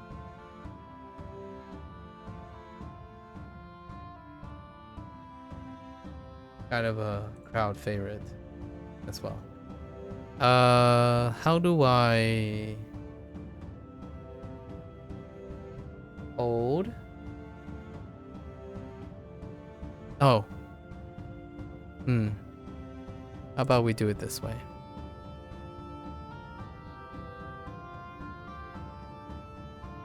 Can you open, please? Ah, here we go. Okay. Yeah, so see, this is what it looks like. Hold. Yeah. See, here we go. The Inktober prompt was on the 29th, and the prompt was massive. Hello. We got our what would you call this? Shin Panda. Shin Pandaru.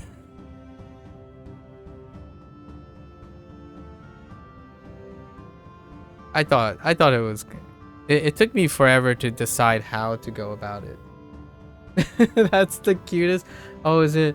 Oh, how does it? Oh, Gojira. Oh, no. Oh, Gojira. Oh, yeah, Gojira. Yeah, that's the cutest Gojira. See? Anyways, there you go. I think it took me 2.5 hours. We try to do all the prompts in one day. So, I try to do it at least all in one day. I was going to do the whole Inktober spiel of trying to keep it within one day. So it was between, like, all the stuff is between 2 to upwards of 8 hours. Sometimes I go a little hard and feel like I get lost in it, and so but that one was that one was 4 hours. That one was 4 hours. Thank you. Arigato. Okay. Say. I don't know if you watch anime, but there's this one anime, or anime movie, anime ega, right?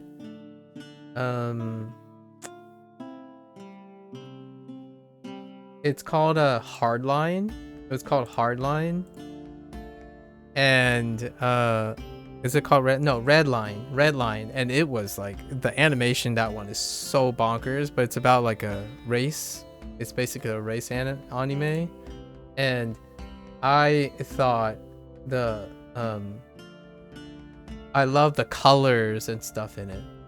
So I did do one that I personally think was really fun. I did like we made with like screen tones and stuff, and I came up with this thing right here. It's about cars, really cars. So this, I went a little crazy, and I love adding like little like effects and stuff. So we had like it was a combination of a lot of techniques, lots of like the noise. You can see like a lot of noise lines, and then you get like shapes, speed, and then you get like screen tones, like this stuff, and then you throw in a bunch of like graffiti art, pseudo surrealism, add like a bunch of lightning bolts, and then you have your car as the lots of warp lines. This took a while, but I think the prompt was called Rush. So I really liked this movie. I was inspired off this movie called Redline. It's about going fast. And I really took to this whole like screen tone thing. So like if you get close, I was trying to capture like, you know how on walls there's like graffiti bubbles and stuff. And so I decided, hey, what if the car just artificially had stuff? And this lightning stuff came from a recent game, actually. It was Need for Speed Unbound, the whole like graffiti art thing. So originally it didn't have all these things. And then you lots of new age stuff likes to put in screen tones and stuff. So I decided to put in some screen tones. Yeah, last year was a lot of fun. It was experimenting with a lot of just themes, lots of different themes. And in the end, if you watch, so there, all the videos are there. It looks like Bud in the beginning. The first 30 to an hour looks like Bud. I cannot draw cars. Like drawing objects with straight lines, holy heck. It looked pretty sad in the beginning. But when you, after 2 or 4 hours ish, just keep throwing things at it, eventually it looks great. In my opinion. It's kind of like language. The more you work at it, the cooler thing. Or here's one that I would say why I like, here's one last one. And this is why I like celestial stuff. So this whole like wild space thing for Neverwinter reminds me of these things. I like how space looks. I'm a very spacey kind of guy. So here's one last one. And this is when I messed around with someone on YouTube. Lots of people on YouTube are spray paint artists, and they use a lot of techniques that take advantage of spray paint and how they make patterns and whatnot. So I took that inspiration and I generated this digitally. It's a gigantic image, but I experimented with a lot of things and some of it didn't work. So it went back and forth. But this was my prompt for Celestial. And I was trying to imitate the spray paint artists. The people who like spray paint and use bowls, right? Use bowls for planets. And then use like half shape backlighting. How they like the street artists who make like little cards with space themes and stuff. So I try to mirror it with the digital art. And I feel like the thing about digital art is it's kind of like a language, in my opinion. When you know what you can do with the language right? The tools, the tools, like how do you make it look like kind of wet? How do you make like particles and stuff? Eventually, when you learn how to use your tools, you can do whatever and it'll just come out all right. If you look really close, this is just white paint. So it's just white paint, and I took a brush and went back and forth and washed it out.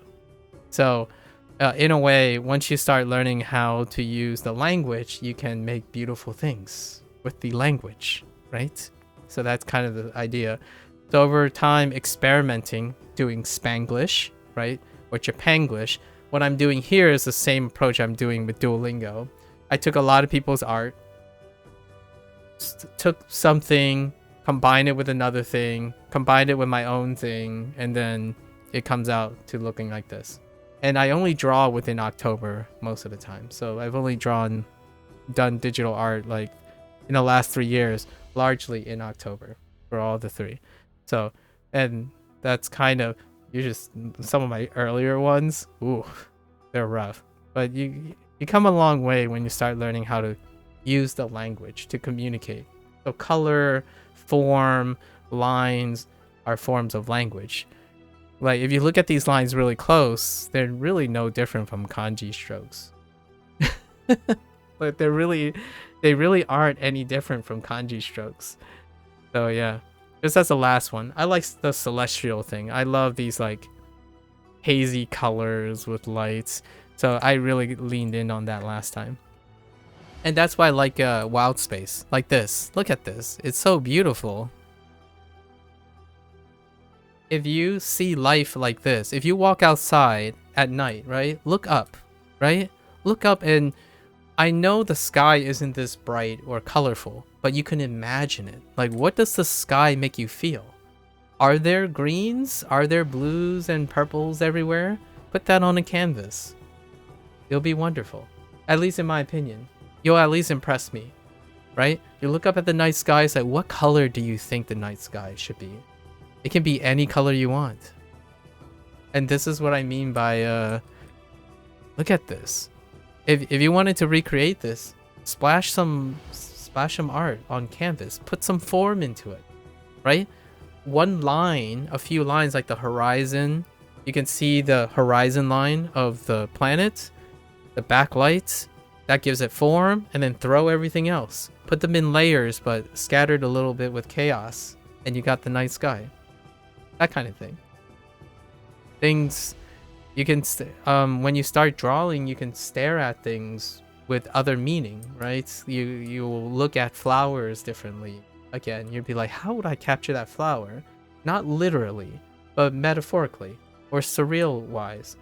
Not everyone look at a flower and they see just a flower. They see something else, right? That's kind of the human mind's eye, at least how I feel, to express and encourage people. Too. It's not about what is literally there. It's incomprehensible what's in your mind. Try to express it. Language is written and spoken language is largely only one way to communicate. There are many other ways. Art, sounds that aren't language prone and stuff. So I can definitely, if I learn more languages, maybe I can bridge more of that.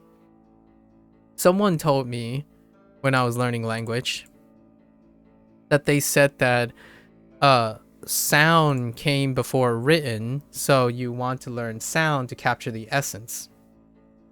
And then they associated written language with vision.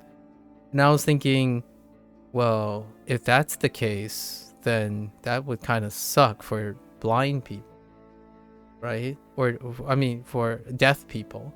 Because they were thinking if a blind person, they still have the able to imitate sound. I'm like, well, it's both. It's all the above. For a child, the first thing they see is the mother or the person closest, right? So vision is more than just written language. There's artwork, right? Even music composition goes beyond the comprehension of written and spoken language. So it's very beautiful. Anyways, I thought I could connect with people in the sense of their desires and their interest in written language as well through artwork and music and expression. It breathes color into people's lives, in my opinion. And it pays back. It always pays back. It always pays back. I know it sucks to start something, or you might be apprehensive or maybe insecure, but forms of expression and communication, it pays back the more you pay attention to it. The more you put some elbow grease into it, in my opinion. It's timeless. You're majoring in communication, and one thing that is emphasized that 90% of communication is nonverbal. Exactly. Yes. It's to the point where in the digital age, it's almost exclusively absent for a lot of people's perception of communication, right? Your presence, your visual, like all the nearly autonomous things that you do behind the anonymity of our text walls, right, nowadays. So it's a really fine time to revisit all the form of non-verbal communication, tone, right, and whatnot. So I do often, I'm a little bit biased because it's overrepresented for verbal communication. So since verbal communication is overrepresented, I tend to be the guy that like to focus on things that aren't overrepresented, to offer more utility. Like, okay, you know all of these things. Is there anything else I can add to your perception of communication, right? And communication is a life skill, so I sound like a broken record when it comes to life skills, but I'm a lifestyle kind of person, so communication is for life. And lots of times, even the most well-knowledgeable person in verbal communication and writing can fall quite far from exercising practical communication skills. There's a bit of empathy and resonance in all forms of communication that is spoken very vividly through nonverbal communication. It's so inherently natural to sideline nonverbal communication, largely because a lot of people use it autonomously as opposed to consciously. But man, something about having someone throw paint on a canvas or punching a bag or something and then seeing how it turns out is so communicative too, so telling. So if there's anything, I would encourage anyone to express things even language and spoken language cannot communicate. Like a canvas filled with your emotions expressed through color. There are so many things universal. Food is another universal form of communication that is not spoken in language, right? Or written. It's like, here's something. I want you to eat this. Don't get me started on food culture.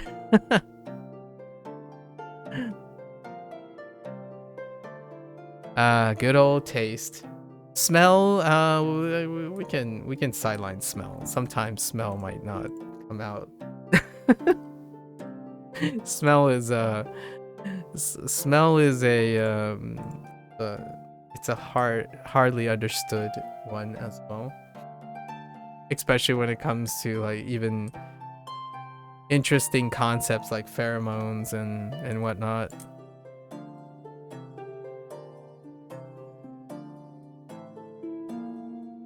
And you can't have any of that, you know, without person-to-person contact and all that. We do a lot. I think in the age we live in, we do a lot to compensate for nonverbal communication. A lot to compensate for it. I am a product of the millennial age. So in the United States millennial generation, so I spent, the first 20 plus years of my life in an environment that probably relies on that 90% of nonverbal communication of total communication.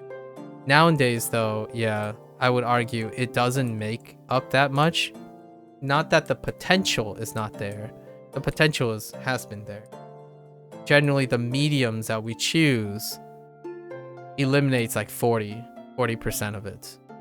That'd be like body language, facial expressions, choices, motion, passage of time. That type of stuff is gone, right? Like, you can't see someone age in front of you or not age in front of you. Someone that's actually literally leaving out of your presence and stuff. That type of thing, all that language is gone, right? All that form of communication is gone. And we try as much as we can to compensate for it, be it avatars and whatnot, to circumvent the geographical restrictions of that line of communication. And I think technology is coming a really far away to offer alternatives on duplicating that. Yeah, like emojis, yep, symbolism, emphasis symbols, right? Yes. Emojis in itself has taken on a life of its own. It's actually almost acceptable as English, or not English, but international punctuation is what a lot of people are referring it to as now. Punctuation, right? You know, they function very much like punctuations. They are often either at the beginning or the end of a sentence, and they emphasize the intent. It's kind of like a question mark. If you intended to ask a question with suspicions, it marks that. However, emojis have replaced that. Sometimes now periods are not a thing because emojis can end the sentiment and the tone of your language. And I'm using English because usually the bridging language they use in the context of emojis are either entered in Roman characters in the context of English or whatnot. So it's almost like a meta level of expression now, which is going a long way to capture all the non-verbal communication that we have lost, per se. Like, text does not capture cadence. It does not capture cadence, volume, and in English you need volume, cadence, and stress, right? Like, and what you call it, volume, cadence, and speed. Not speed, accent, right? You need all three of these things in order to gather the tone, and that tone is non-verbal. It's not baked into any set of rules. It comes with the reflection of the person's personality. So it's tough. It's not like everyone wants to speak into a mic or have to be heard literally, right? So kind of lots of things like.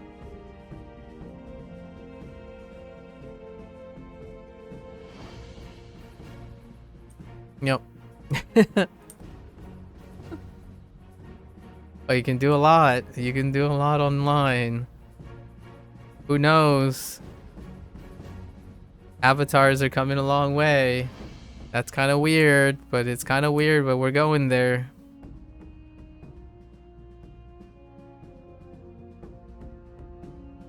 I don't want to disclose this, but what you see is a deepfake. No, I'm just kidding. What if one day I get on stream and I'm not actually on stream? You know? What if?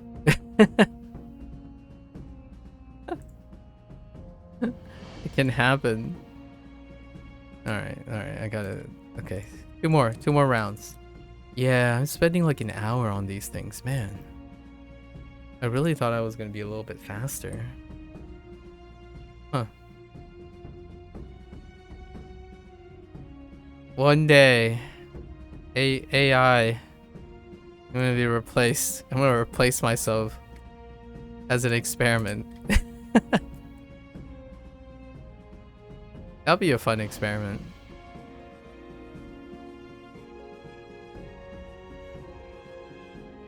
Defake everyone? Nah. I'll probably give people a heads up. Like, what do you think? Do you like the deepfake me or the genuine article? I really would love to do that social experiment actually. I don't have the the resources and stuff to make it happen now, but I imagine in the future you could probably make that happen. There are some fun social experiments out there. Like the one recently about writing was as a like various content creators decided to allow the AI to generate whatever they're gonna say in a prompt and then read it and challenge if people thought it was something they wrote or something the AI wrote in the reflection of them, because some content creators have a lot of pool of content, so they can train AI model on their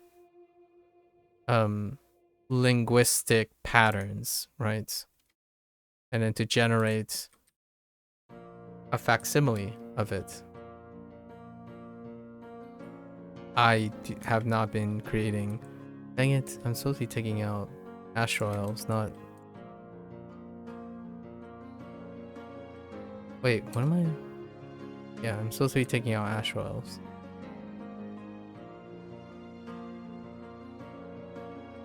Alright, I'm digressing a little bit too much. Let's try to stay on task so we can go back to language learning. I am excited to learn. I'm so rested right now for Japanese learning right now. This is me in my chill state at the moment. Very, very chill state.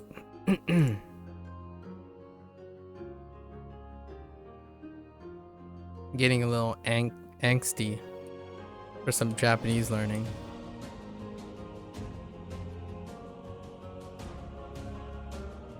I don't know the expression for need. Nihongo o need.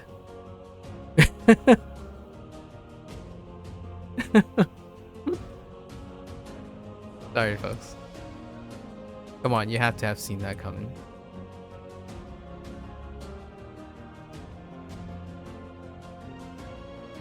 Wait, why is this pointing?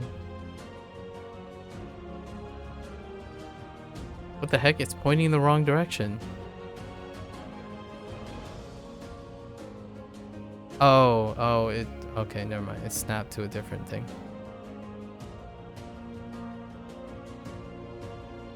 I don't think I have the expression need.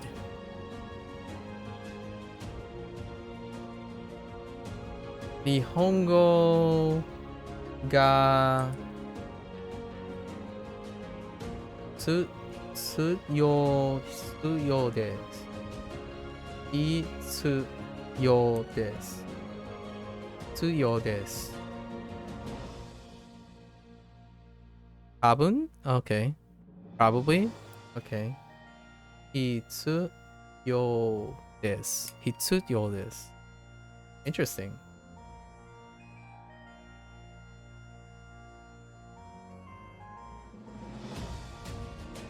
I know someone in over at Twitch probably have an idea too.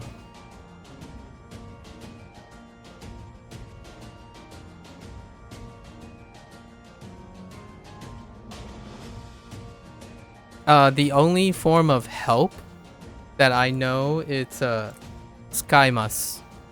The help, skaimasu.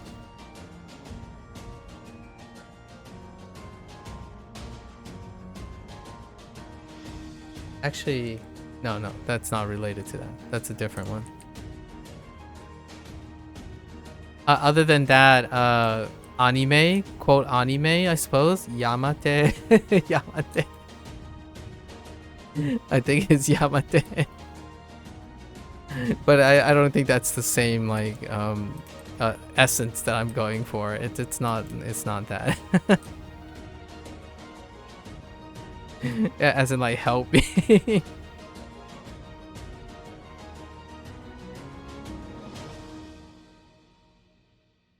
Oh, but I could say, wait. Can I say that? I'm not sure if I can say this. I could say like Nihongo ga hoshii desu. Like I want Japanese. I don't know if you could get away with that. Like I want the concept of Japanese. So Nihongo ga hoshii desu.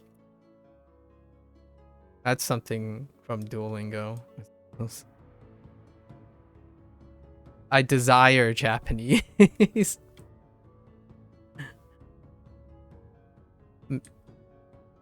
And I don't know how to nominalize predicates properly yet. So I couldn't say I want to speak Japanese. So like Nihongo something speak o hoshii desu or something.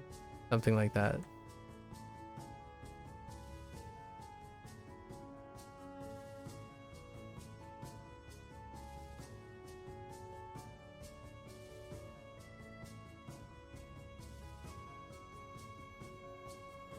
Who would have thought, right? Who would have thought? Practicing Japanese while playing Neverwinter. You bet you haven't thought about that, huh? Ah. Who would have thought? Oh no! Now I'm starting to think of all the words I might not have remembered. Nihongo o hanashi tai. Okay, hanashi tai desu is what I hear a lot for I want to speak Japanese. Oh, okay, hanashi tai desu. Aha. Aha. I feel it. The expression is alien to me, but I feel it. What does the tai part mean? Is that is tai the plain form of wanting something? It's the only part of that sentence that I don't know yet. Adding the tai.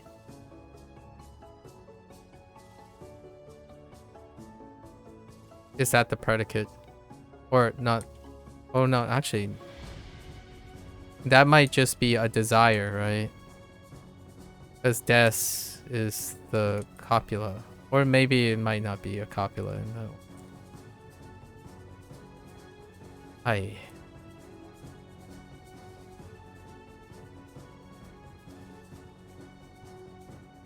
Look at this sky. Look at this beautiful sky. You got the bright blues mixed into the whites with a slight brown. If you add ides or hai as a replacement for mas after any verb, it means I want to do. Okay, I see. Ah, so you're adding the des, in that case, the polite marker, and you're replacing the predicate with want. I see. I see. So hanashimasu becomes hanatai, hanashitai. Okay. Oh, it's an adverbial. Oh, it's an adverbial phrase. Okay, I mean adverbial addition. Got it. Got it. Nice. Yeah, have not learned that yet. I could say Nihongo ga suki desu. Or Nihongo ga daisuki desu.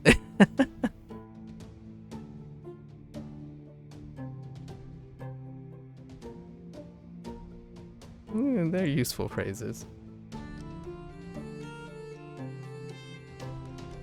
Or like the volition, like Nihongo o hanashimashou. Hanashimashou ka? Or would you like Nihongo o hanashimasen ka? Hanashimasen ka? Would you like to speak Japanese? Watashimo. I love it. Oh, this is getting good. Soon we'll talk more in like this stuff, you know. It's a work in progress. It's a work in progress. All right. We're gonna wrap it up here. I don't want to carry these 3 again. Well, I'll fill these in later. So what can I say about the week 1? Week 1 is pretty lukewarm, right? It's a good introduction. I like the new maps. The new maps are great. It's beautiful. I actually think these new maps are quite a step up from the other ones. Like this hub is pretty awesome. All right, so what can I say? Week 1, it's okay. The structure is pretty much the same. I like the Blood Arena. The Blood Arena is a little bit more... I think it's a step up in a interesting way to bring something that is kind of fun, arena fighting. And it sprinkles a lot of the usual things. Wildspace has become this collective where you can blend all their assets that they generated over the years into one place, and the arena reflects that really well. It's a convenient place. I think the invasion was like meh last mod compared to... I love this place. This place is great. Volkov's location is fantastic. The other planets, it's a bit of a mix-up. Jungle, right? Jungle and lava. So we have more terrarium-like locations to get it. The overall structure is about the same. Most of the repeatables are very notably similar. Progress similar, structure similar. There's really nothing to write home about yet. I imagine, let me look at the dungeon. What is the Imperial Citadel's dungeon? 95k. Yikes. And then I'm guessing this is locked behind second milestone. So we won't talk about the dungeon or anything about the dungeon until the second milestone, which is next week. So we'll do that next week. We probably won't do an advanced one next week. We'll do a basic one just to see what the dungeon's like. Then the following week, we'll do the advanced one and talk about our thoughts. And just as a little bit of a tease, because I don't want to go into gear or anything until we hit the dungeon, but let's take a little bit of a gander, shall we? Shall we now? Let's look at the modifier for this. Or actually, let's look at where these come from. This one comes from Advance. Okay, so they... Oh, wait. Oh. Wait. Oh, so the old ones are available.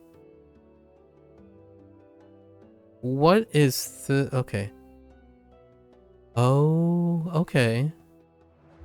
So I'm going to have to gather some thoughts about these.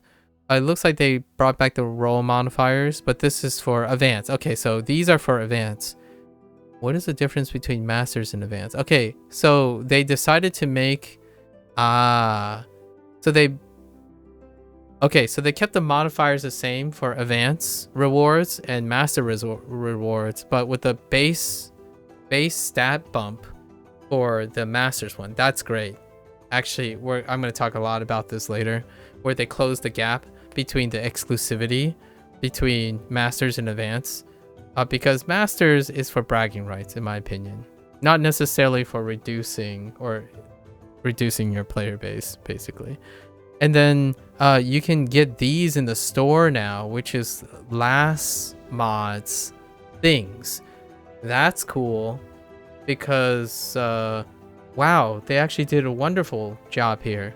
So I'm not going to go into the digression about this, but these things were using the basic loot system, and I completed a bunch of runs for these things. And if you don't do enough runs and if you don't get lucky, you don't get this stuff, right?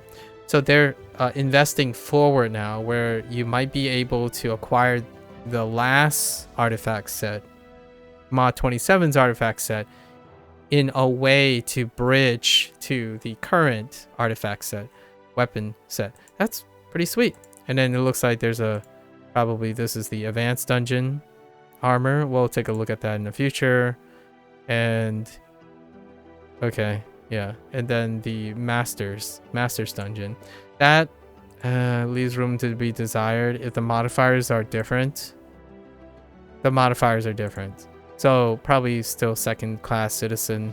Oh wait. Yeah, probably still second class citizen things. So we'll see. I might try to do masters this time around. And then the Cosmic Corsair. Ooh, there's a chance your Corsair things might be interesting as well, because there are they help with scaled content. So we'll have to look at that. So there are 4 tabs. Okay. We'll go over that next week because of the dungeon rewards. Right. And I usually this is where I give a numerical rating for the stuff as a hot take, because people like numerical ratings. And for me, my scaler starts at a 5. 5 is the average number. I go in pure form, not a weighted average, so we don't go at 7s for average. So, I love this design. I still love Wildspace. I think Spelljammer, I can see why there's a exceptionally even stronger passion for the Spelljammer kind of thing of the D&D universe, right? For this, I think the maps are awesome, but it's not enough to make it any more than your standard mod at the moment. With this mod also comes the enchantment stuff. I will have to do some background on enchantments. How to trade in enchantments for celestial enchantments. Also the mount color reduction in cost, as well as there was a bunch of class updates, but none of those class is related to the 3 that I'm using today, so I won't be making commentary on them.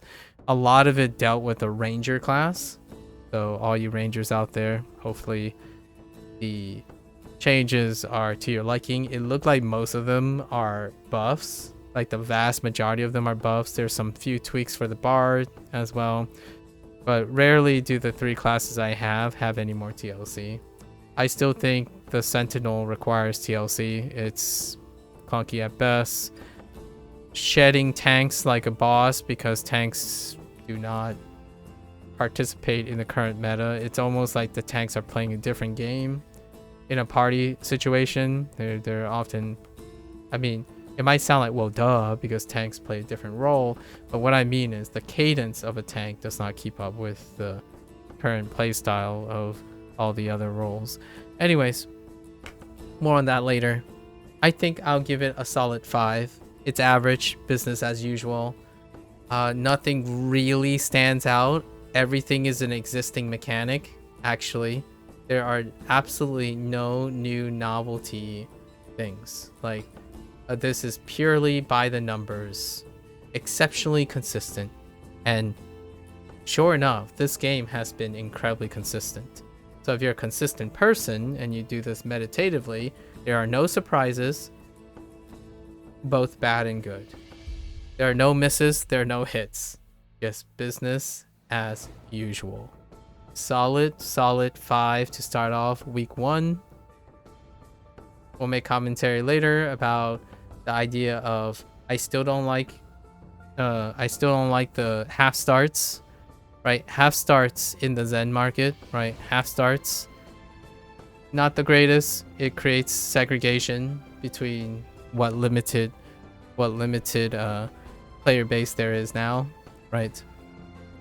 The people who take half starts, which is in their power for convenience, half start, they will continue to be ahead and then become isolated and disparaging, separating the two populations. So newer players will feel behind, then they get excluded, then they do other things and experience different things, which creates a further split.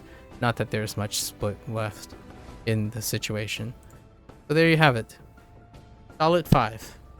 And now I'm gonna switch gears. So I'll be back on Monday, or 6 days from now, to do our reset, and I'll be able to collect some more thoughts about this experience slowly trickle in, because we have 9 more streams, to trickle in all the reflections as we go.